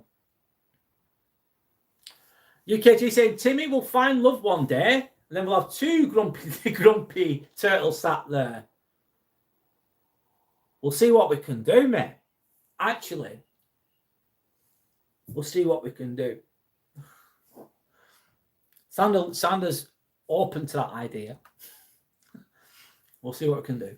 Anyway, John saying, I also, The Age of Innocence. The Age of Innocence. I think I've heard of that book, but I've never read it. Yorick saying, I am sure he will, UKG. Sandy's already arranging it.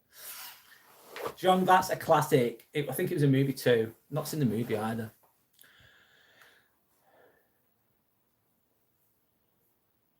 Yorick saying, but seriously, imagine being the parent to arranges marriage and you know your kid is not happy with it and you still go through with it, just thinking their future money-wise will be good. Yeah, imagine you've got a kid and they're absolutely screaming, they're distraught, they're absolutely unhappy as hell, and you're marrying them off to somebody. If you have any love for that, your child, you wouldn't do it to them, would you? But you're just doing it for the money. That's sad, isn't it, Yorick? Sad. Shit life, really, isn't it? Rob is gutted because he can't say C-U-M as a word, so he's had to put full stops in between. It's a travesty, sir. It's a travesty. I don't know. I've never tried to write that word on here. Anyway, John saying, I also got Men, Women and Relationships by John Gray, PhD. Screw reading that. Too late. I'm divorced. Starting saying, that sounds like a shit parent. Yeah. Marrying off your child and they're not happy, an arranged marriage. Does sound like shit parent. Yeah. Hi, imported baby. Welcome back. Fist bump to you. Fist bump to everybody else as well, of course. Hope you're doing okay. Hope you're well. If I had something to say to the world, what would it be? Good question. If I say something to say to the world, wow. Not that the world would listen, but trying to think now. What would I say to the world?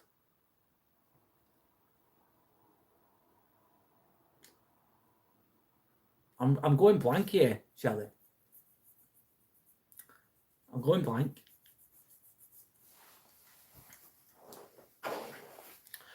I'd say stop being so greedy. Stop always, stop, I don't know. I'd want the world, everyone to be a bit more open-minded, a little bit more open-minded, a bit more understanding, less ego-driven, less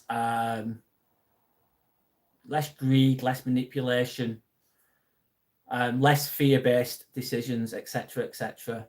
If you know what I mean. That's what I'd want the world to be, a bit more like that, a bit higher vibrational, less bullshit, basically. Sorry, that's not the best thing to say to the world. I'm sure there's things, but less war, less of that kind of thing. I'd say to the world, just try to, I don't know, less division, basically, less division.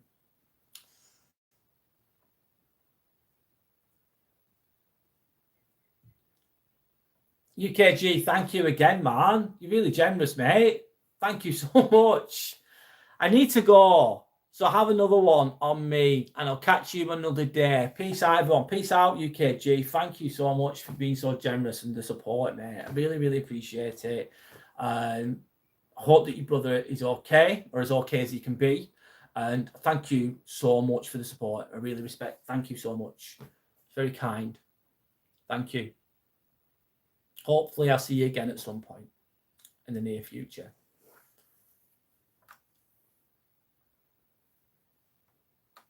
Rob saying, what the fuck? What do you mean by that? Vince Val says, hi to imported. I meant to be happy. Okay. Good, thank you. It's all good. That's a lovely question, Shelley. Yeah, it is. There's probably a lot more you could say on that. What you say to the world.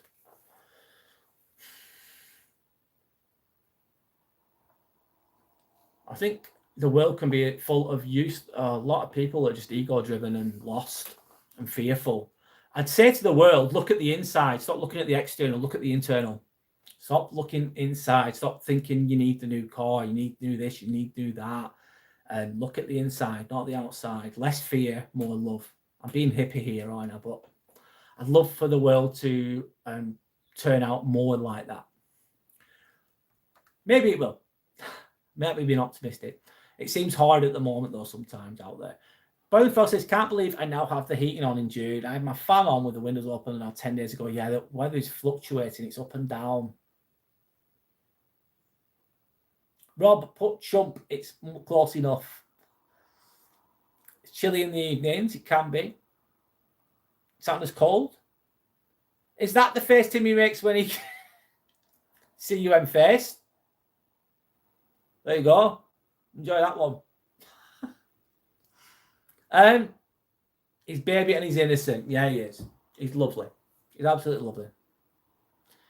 Rob's been doing his best to share his words there. Yorick jumped on the right. Okay. It's been and gone, Rob. It's been and gone. UKG, thanks so much. Thank you so much. I've said it, but thank you so much, man. Very generous. Thank you. Vince Van said, where are you from? Who? Me? Or John? You're asking that too. A lot of traditions, arranged weddings are required. Yeah. It's cold rain here. It's raining here right now, outside. UKG's on fire. Absolutely. See you later, UKG, Santa's saying. That's a good answer. Thank you. Yeah, I did. Sorry, Shelley. I was overthinking that. There's probably a lot more you could say to the world, isn't there? To sort itself out. I wish I could put the world to rights. I suppose we could do it in our own way, don't we? So I'm saying, Rob, are you okay? That's really, really rude, disrespectful, not funny. UKG saying peace. Peace out. Amy, hi. Rob says, retracted and I apologise. Okay, cool. What remark? I'm missing things here. Retracted. I didn't see it. I didn't see that. It's all good. Apology accepted. We're moving on. I don't know what was said. Let's move on. Point of saying, I've been okay, thanks. How have you been, Shelley? So I'm saying, honestly, that was so right. Okay. Apology accepted. Respect going forwards. It's all good. I don't know what was said. Point baby, good thanks. Just the usual Sunday. Strong says, just be positive with life. Be thankful for the sunrise and the moonlight. Exist in this life. Simply exist. Don't overthink. Absolutely. I'll be present. Don't overthink. Don't perform too much. Just be. Just be strong. And that's what I'm gauging from what you're saying. Rob saying it was uncalled for and I sincerely apologise. I was being silly. Okay. Thank you. I don't know what you said. Sorry, I didn't see it. Respect the apology. And we're going to move on. It's okay. Cool. Yeah. Thank you for apologising for whatever you said. I don't know. And it's all good. That's my downfall, overthinking. Boiling Frog saying, yeah, I do it sometimes too. Shelley says, don't forget to don't forget to subscribe and hit the like button. Respect. Thank you. Thanks to anyone that's liked. Thank you to anyone that subscribed. Thank you for all just being here, man, and for your sharing your jokes and sharing your wisdom, sharing your experiences and whatever that is. It's all good. How much longer is it live, Brad? Yeah?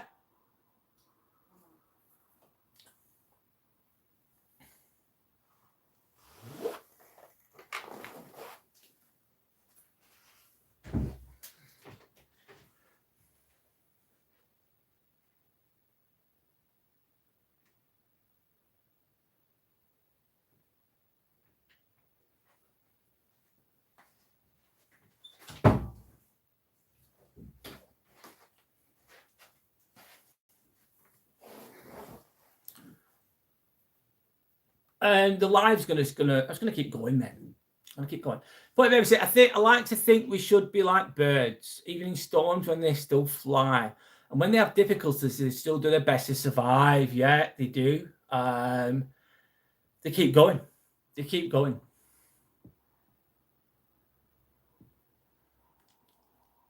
Shelley said my downfall is overthinking. being hard on yourself too can be linked to that sometimes. But it's been raining the past few days, you're saying, so didn't feed the birds. The best time, I think the most important time to feed, I'm not a fucking bird feeding expert, but I think the most important time to do it is during winter, isn't it? When things are scarce. You also never know when the next meal will come from. I wonder if the birds will be missing me. They'll be missing the food.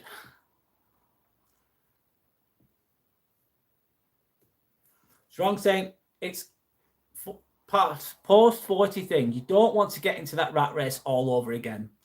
Yeah, Strong. I've had opportunities to go for like a leadership position where I'm at, and I think I'd have a good chance of getting the position. No guarantee, of course, but it would take more of my energy, more of my time, be more stressful. I get paid a bit more, and I'd be more like forced to toe the company line, the NHS company line. So I'd have to enforce policies and things that I don't always agree with, and I'd have to enforce them onto other people. And I didn't like doing that. I don't like being that. So I'm trying to escape the rat race the best way I can. Part of the reason he's doing this as well, to try and help with that, but how far will I get with that? Who knows? Just exist and communicate with the people and the galaxy, in the universe. I was being rude about the face emojis Sandra posted and caused offense. Okay, we'll move on. Okay. Please pass on my sincere apologies. No offense was meant. Okay, I will. Okay, thank you. It was a joke that's not been. Let's go with that. I suppose that's the risk of jokes, isn't it? You don't know what will offend and what won't. What's okay for one person might not be okay for another, etc., etc. The apology shows a lot of maturity to give an apology, doesn't it? So we'll move on and respect. Okay. Boy the Frog, I'm not as bad as I used to be, thank God. What, the overthinking? Welcome back, Julius Explorer. How are you? Maybe once or twice a year, a particular smell appears and brings back a flood of memories. It feels incredibly nostalgic. My mind fills with vivid images, almost like stepping back into a memory. Maybe once. Wow. What would that? I love your positivity, Julius. You've been on here before. Very profound. Wishing you long health, success, and abundance. Thank you for the positivity, Julius. Amazing. Maybe once or twice a year, a particular smell appears and brings back a flood of memories. It feels incredibly nostalgic. My mind fills with vivid images, almost like stepping back into a memory. Thank you for the wishing you long health as well, success and abundance. Wishing everyone else success and abundance too, and good health. Long good health. Zhang saying, we're moving on, sorry. Flirt with the women in your neighborhood. Don't need to pick them all up, or even that, or any for that might. Be nice and build friendships without a dime in your pocket. That's the good life. They'd be nice, build friendships without a dime in your pocket. You can still live a good life. You don't need to be super, super rich for that. Yeah. Thanks for sharing. The point of everything, we tend to overthink about stuff that never actually happens. Yeah, we worry about this, we worry about that, and it never even happens. Or we imagine outcomes that never come true, but we expect the worst. Yep, we do. We all do that. At times. But a lot of it doesn't come true. Boiling Frog saying, that's good then. Towards Shelley. Me also. I used to overthink everything around 30 years ago. I was in a hell of a state. I've been there with the overthinking. I really, really have. I get it. Jorik saying, Julius, it's great that a smell can unlock memories, right? Yeah, it is. Very, very, very deep, profound thing to say from Julius. Very thought-provoking, inspirational, by the way. Vince Valentine, I really like the live. So excited when I see them. Oh, thank you. I try to help people the best I can. I try to keep coming up with different content that's useful. Obviously, not everybody's going to be aligned to everything, and that's it really. Just keep going. I'd go live more often if I could, but I think I could do 3 a week. That's sustainable. I think, yeah. I wish I could do more, but I think three's my limit for now. Hopefully I'll increase that in the future, but for now, three's the max I can do sustainably. It's a marathon, not a sprint, as I like to see it that way. Julius, I wish you well and God bless. Take care. Shelley saying. Strong saying, is what I do. It's always well received well. 2 women hit on me a few months ago. I steered away and departed. That's the 40 things. You have the ability to say no to whatever. Why did you say no? Strong. What was the reason? Abe saying, if the 25-year-old Brad had the same knowledge he has now, do you think your life would have been in a better place, or would you have made different mistakes and end up having a different life, Brad? I think 25, I was just coming to a little bit. I was just beginning the healing process around then. I was just learning. Fuck me, I was just learning then. And God, would my life have been a bit better? Maybe I could have made changes earlier. Maybe, hindsight. But I'm glad that I lived the life that I did in the way that I did. I went through a lot of shit when I was younger, and it's put me in good stead for now. So I'm grateful from it. But it could have, if I don't know if they're different, but the mistake, maybe those mistakes would have come later on though. I don't know if I had the head I had now as a 25-year-old, I'd be changing things a lot faster. I'd be on it. I'd be like, I'd have learned the lessons then, wouldn't I? So I don't think they'd come back later on because the lessons would have been learned.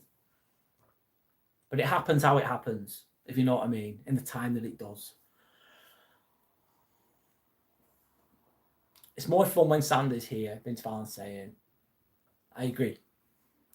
Point Baby says, we like to think quick hookups are nice. Well, yeah. One night stands, etc., etc. Point Baby. Let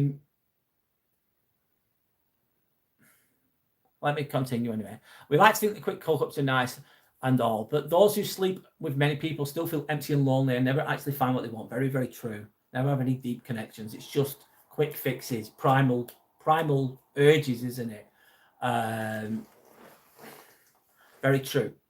They miss, just quick fixes basically. Nothing, sweet nothings really in a nutshell. It's saying, hi, Point Baby. The new profile pic is really cool. The Leopard King is a really good choice. Yeah. What's that movie from? The Leopard King.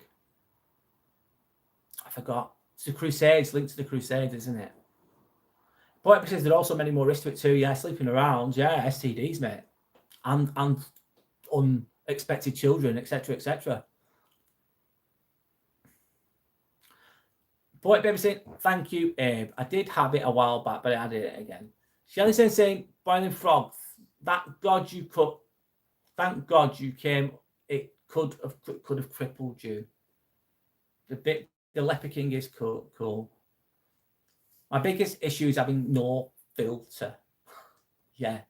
That's how it's interpreted. Anyway, that's what Rob's saying, sorry. Shelley saying to Vince Ballan, winter hibernation, sorry. Me too. The Leopard King was a great man. I don't know much about him. Boyfriend says, yes, it was crippling. Shelley says, Point Baby, hookups eventually could leave you down a rabbit hole. Yeah. God, yeah. Absolutely. I suppose, though, I don't know. Some people are just drawn to that. That's all they do. Point Baby saying the charity shop visit went really well. Oh, sorry, I forgot. Sorry. You did some volunteer work. That's amazing, by the way. So the charity shop went really well. They want me to come back on Friday next week to a 5-hour shift. That's really good. Good for you. Respect. Nice to hear that. Yeah, good for you. Did you enjoy it? Is the question. Point Baby says, Shelley's asking Boiling Frog how is his back as well. Point Baby says, not just a rabbit hole, but you're at risk of getting STDs, yeah, and you won't experience real love. And you also feel dirty afterwards. Yeah, you're just going to sleep around with different people all the time. It can affect your relationships going forwards potentially as well.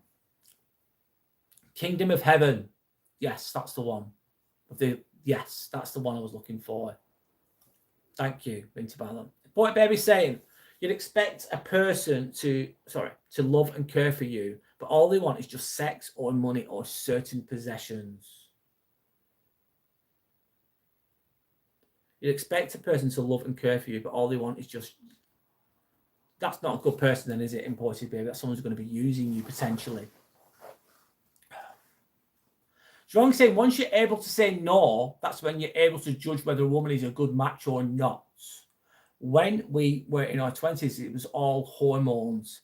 The ability to say no is actually liberating. Yeah, it is. When you say no, you say yes to yourself. When you say no, you say yes to yourself. I love that saying. It's really true. Then you can see what the reactions are as well, I suppose. That's great for you. Good man. Shelley's saying, looking forward to it. Someone donated half a packet of biscuits and half a packet of Eaten Crisp. What? That's crazy. So here's half a packet of crisps. There's your donation. What are you going to do with that?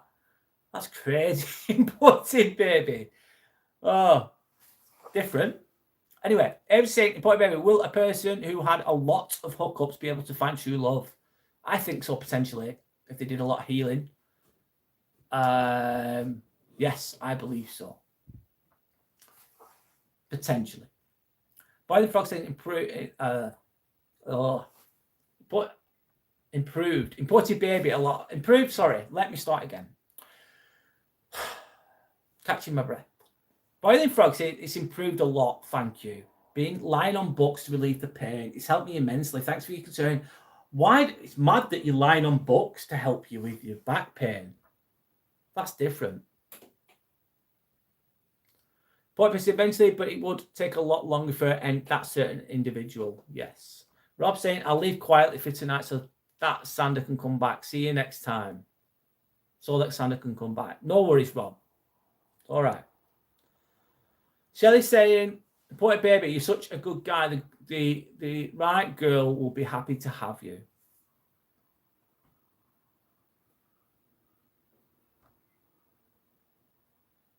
Yeah, the right one.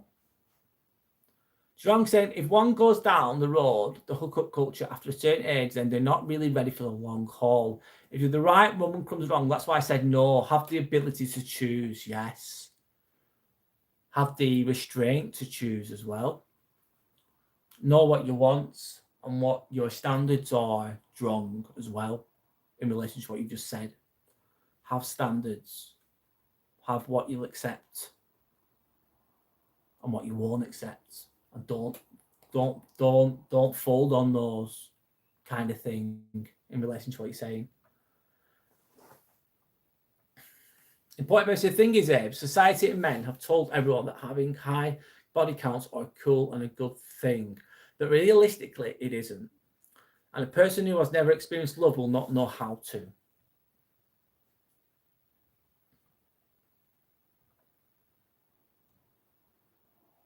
I'll be 1 minute, guys. 1 minute.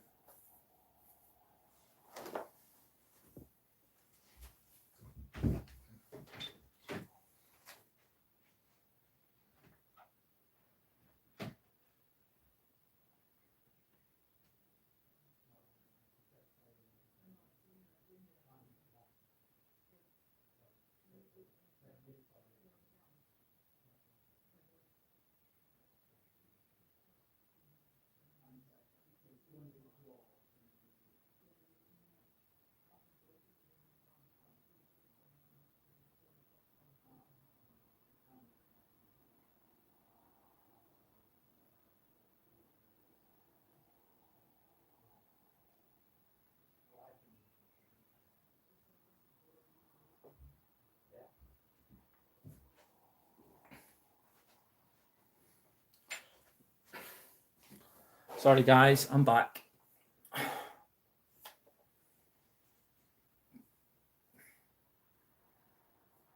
Let me just adjust my speaker. We're just having a chill chat, of course. I'll catch up with the chat again. Let's keep going.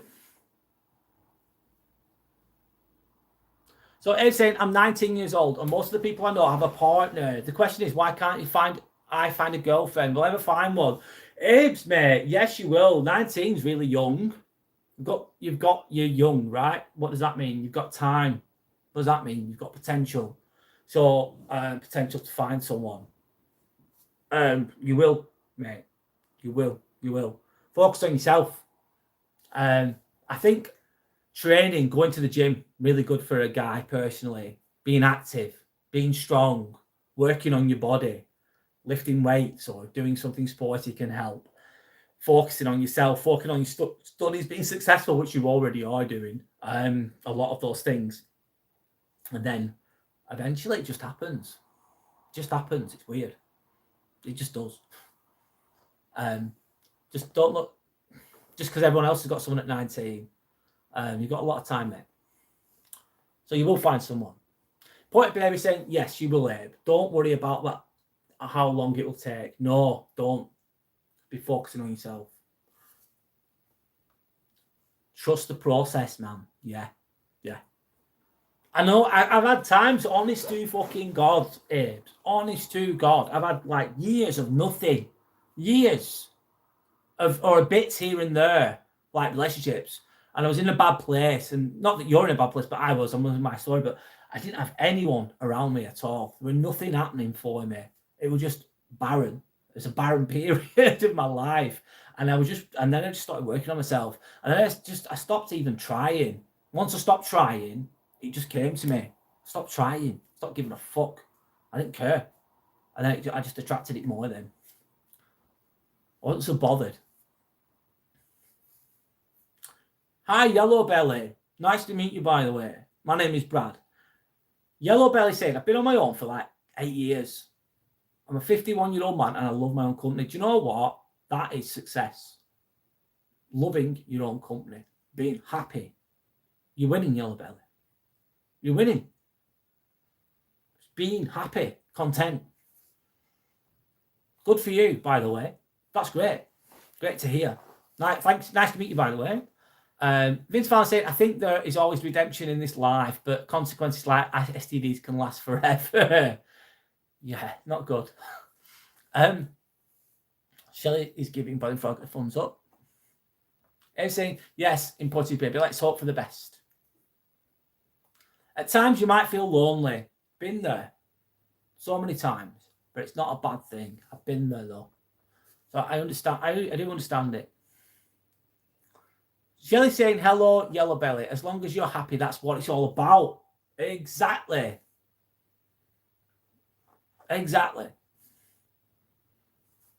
True. Abe's, is that rugby ball? That's an American football. It's got the laces on it. It's the same shape as a rugby ball, but a rugby ball wouldn't have the laces on like that. Or it's an old school rugby ball. I'd say it's an American football. Shelley is agreeing with Vince of Allen. Imported Baby saying, I don't mean to be a therapist. LOL. I'm only 22. And of course, Brad has much more experience in the subject than me. No, we've all got different experiences, mate. I've just got different experiences than you. Not more or less. Just share what you've got, mate. It's all good. It's all good. As goes for many of you nice folks. Thanks, Imported Baby. Respect. You never seen a rugby ball in real life? I've got one in the background, but it's like it's a mimic. This is not a real sized rugby ball. That's a really bad. This is a bad rugby ball. It's tiny. That is Wigan Warriors rugby ball. But it's a really small version of it. But that's what it'd look like, but it'd be bigger, a real rugby ball. This is like just a small version of one.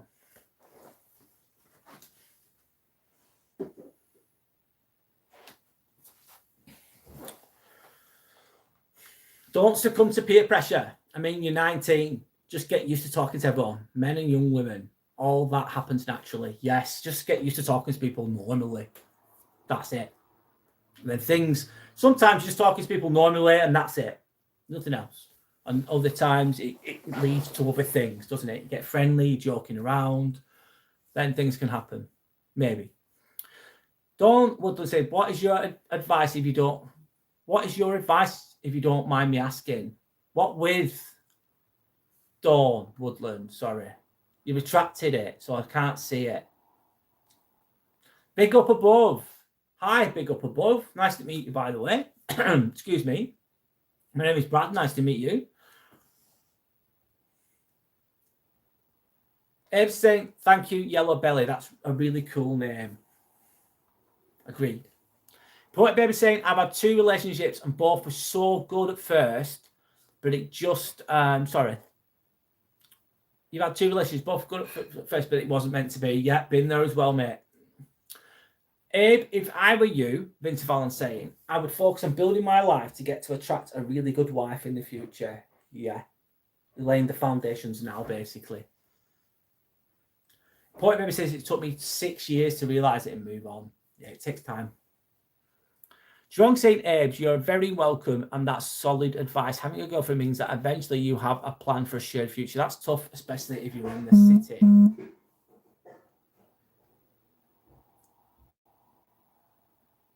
Shelley's saying exactly, Yellow Belly. They are only young lads, the whole world ahead of them. The world is your oyster, brothers. Yes, it is. The sky is the limit too. Thank you. And nice to meet you too. No worries, important. Yellow Belly. Lovely to meet you too. No worries, important baby. It's all good. What if the oyster has HPV? What's HPV? Get rid of it and get a new one. Abe's is cool too. Get rid of it, you need a new one. Well, the rugby ball, it's a really old one. It's a really old one, yeah. What makes me happy in life? Being healthy, having a loving partner, doing this, doing my job, just being active, being healthy, doing nice things, experiencing life, eating nice foods, etc., etc. Yellow Belly. Some of those things are really simple, like eating nice foods or whatever. Yes, that's what makes me happy in life. Helping other people makes me happy in life too. What makes you happy in life? What makes everyone else happy in life? So the HPV comment, LOL. Oh, sorry. I'm sorry that I misinterpreted that, important baby. Thanks for correcting me. I wasn't sure. Age is saying, thank you for the advice, everyone. It's really helpful. The people in this community are the reason I love being here. Thank you for being kind. Always. No worries. It's all good. Sandra, okay. Yes, she's okay. She's okay. Metaphorically, we're speaking about oysters. All right, okay. Jerome said, personally, I have deep respect for women. I mean, it's inculcated in our matriarchal culture. That aside, one has to be a patient listener. Sometimes the shoulder to cry on, yes. Boiling Frog says, watched my grandson play rugby yesterday at Warrington. Warrington Wolves. I go shopping there sometimes. Not at Warrington Wolves. Who did he play? You mentioned this before, Boiling Frog. What you have, yeah. That's amazing. Who did he play? Warrington Wolves, isn't it, of course? You've got deep equal respect for men and women. I've just got respect for good people, regardless of whatever. Snap, really. Shelley said, Abe, you are such a good person, and so is important, baby. Agreed. Point Baby says, and a soft spot for us means mental health. We are expected to be men and never show our weaknesses. Yes, we are. It's good to be stoic. It's good to be strong. It's good to be all those things. It's good to be the rock of the family or whatever you want to bloody call it. And it's important to be that. But every now and again, if you never show your weaknesses and you never express your emotions, then it can have a negative effect on you in the long term.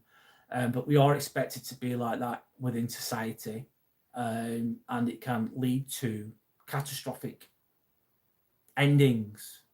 If a man never expresses his emotions, etc., etc., all that pain's just there. It's inside. It's never dealt with, and it will fester and it will grow if it's not dealt with.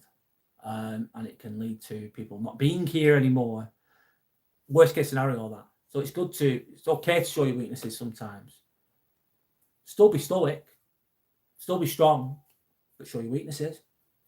Own it. Talk about it a little bit. Then find a solution. Easy said than done, though, that. That's beautiful, Brad. Thanks. Thanks, Yellow Billy. Thank you. England versus Ireland. What? Is it football? When's that? Oh, it's England versus Ireland rugby league. Boiling Frog.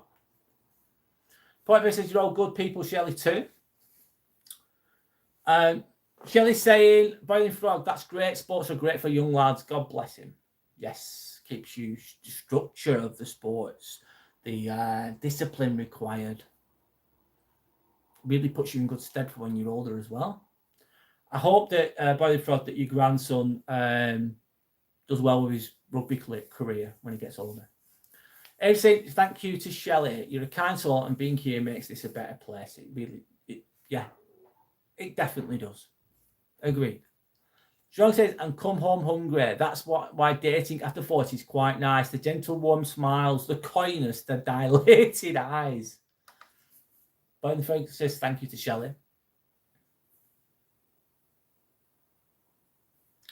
Shelley's saying, Boiling Frog, if I was there, I'd be shouting Ireland, yeah, because you're from Ireland, of course. You don't like sports, though, which is absolutely fine. Yellow Belly says, meeting lovely people who share a passion for life. That's what you love most about life. Yeah, meeting genuinely kind, open-minded, decent people. We need more of those in the world, Yellow Belly. We really do. Rugby league, yeah. The gentle touch of a shoulder, the genuine concern in one's voice, that's the fun of relationships, yeah. If you appreciate those things. I've never seen my father cry, no matter how much weight he carries for the family. I don't think I can be as strong as him. You will be surprised on how strong we can be, Abes. When the situation counts for it, we can stand strong, mate. Yeah, I think we're stronger than we actually believe we are, or aware. We're stronger than we are aware of we are, I believe. I believe that anyway. Pointed Baby is saying, it's weird. I grew up in my teens hungry. Mum always going out, drinking and waiting until dark. Just watching food videos on YouTube. Never forget your struggles. Yeah. It humbles you. Are you okay? Are you okay? All right. Never forget your struggles.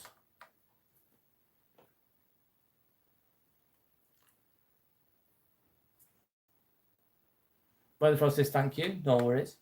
Forget your grudges, though. Yeah. Let it go, man. Let it fucking go. Absolutely.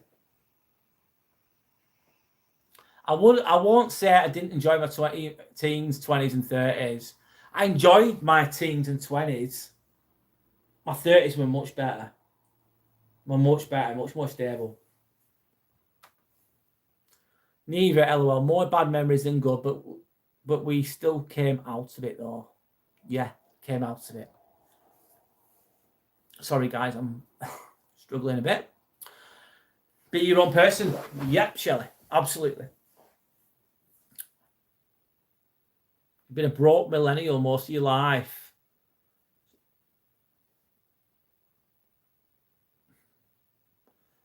I don't see myself as broke personally. I see myself as doing okay. I'm not saying I'm super rich or anything, but yeah. Sorry. The point, baby, you have great wisdom. Absolutely, I agree. I was lucky, to be honest. Had many chances of not being here today or even having a criminal record, but it was like something was looking out for me. Maybe it was, mate. Maybe it was. Could say it's God, or some would say it's luck. Do you know what? I'm going to take a drink. Yes, Shelley. I need a drink. You're absolutely right. I'm thirsty. All this talking. I'll be 1 minute.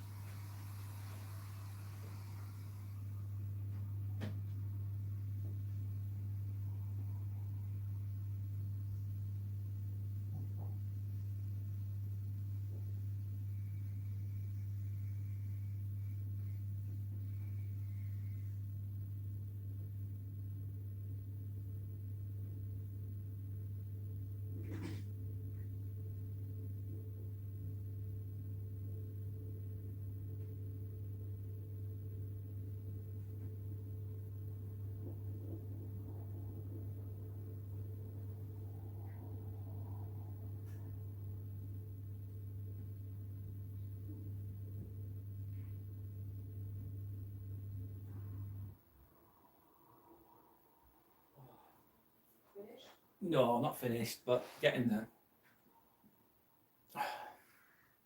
Just getting some water. I'm taking your advice, Shelley. I was thirsty, yeah. Sun broke on a Monday morning with an evil hangover. Oh, hangovers are the worst, man. Thank you for the heads up with the drinks, Shelley. I've taken your advice. As much wisdom as a 100-year-old Chinese man imported baby has. Thanks, Shelley. You be your own person. Really loved it. Definitely a quote I'm going to carry for the rest of my life. Lovely. Hi, Timmy. Hello, Vintabella. Hello, everybody else. It's all good.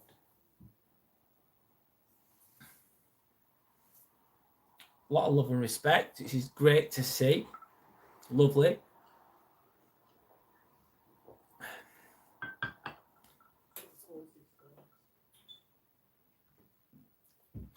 Boiling Frog, see you again soon, hopefully. Thanks for being on here again. Take it easy. Hope you're okay. Remember this, though, Ed. If someone is better at you than at something, don't take it to heart. Meaning, don't be affected by it in a bad way. We're all good at different types of things. And also, sometimes, like, that person could have been doing something for 10 years and you've been doing it for 10 days. And they're better at it than you. Like, no shit, Sherlock. They're going to be.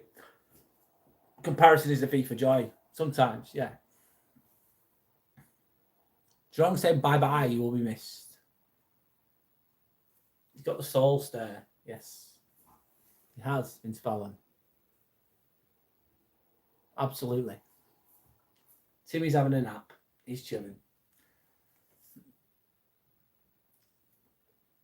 Bye, Boiling Frog.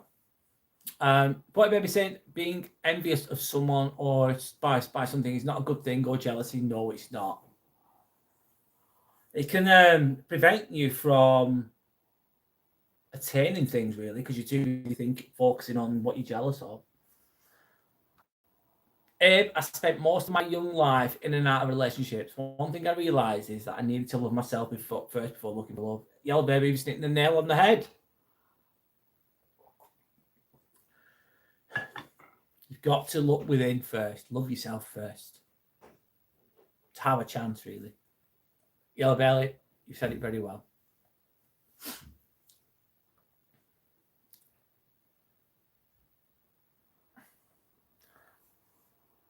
Sorry, guys.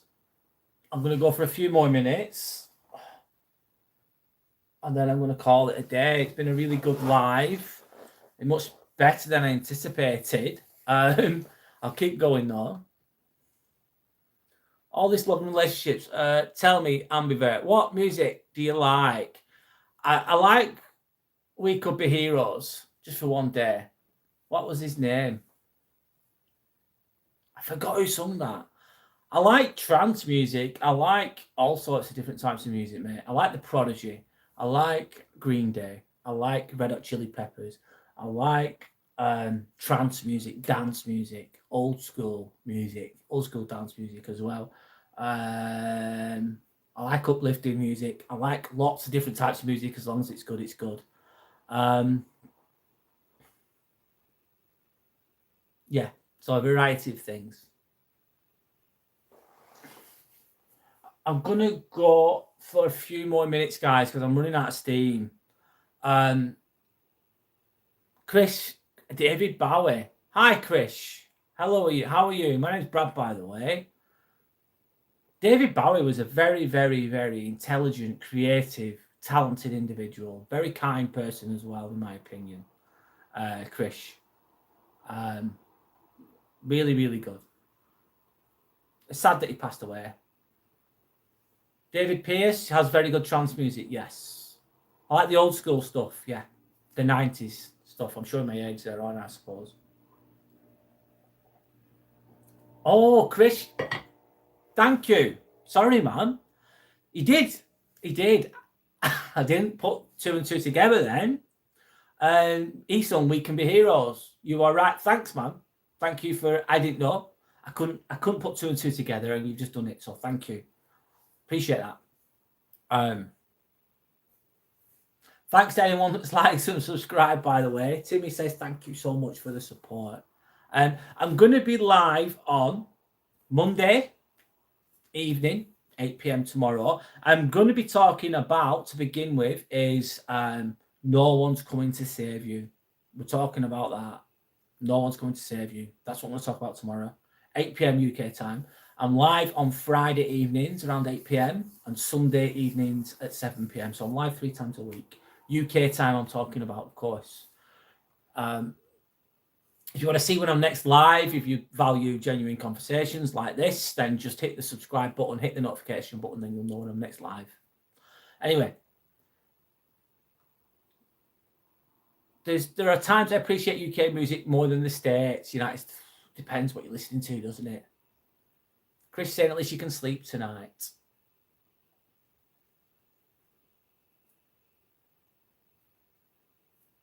Teddy, okay. Joanne, Looking for the Summer was also excellent. America's made some great songs. Oh my God. Absolutely. Loads. Absolutely loads. The blues, Jimi Hendrix, it goes on and on and on. Abe saying, please be respectful to Teddy. Yes, well done, Abe's. Brad, I'm going myself. Yeah, I'm going in a minute. Good night to everyone. I appreciate everybody. God bless. Be safe. Take care. Goodbye, Shelley. Hope your dogs are okay too. Take care. Vince Fallon says, tell Sandra we miss her and we want her back. I will. Thank you. Point Baby says, good night. Take care. Thanks, everyone. I'll go for a few more minutes and then I'm going to go. All the Brit singers who made it big migrated to the US. A lot of them did, yeah. Chose the right way. And good night, everyone. Take care. Yes, thank you. Yellow Belly saying, thank you, Brad. I've subscribed and look forward to the future chats. Thank you, Yellow Belly. Yeah, this is how the chats go. Thank you so much for subscribing. Appreciate that. Respect to you, man. Thank you.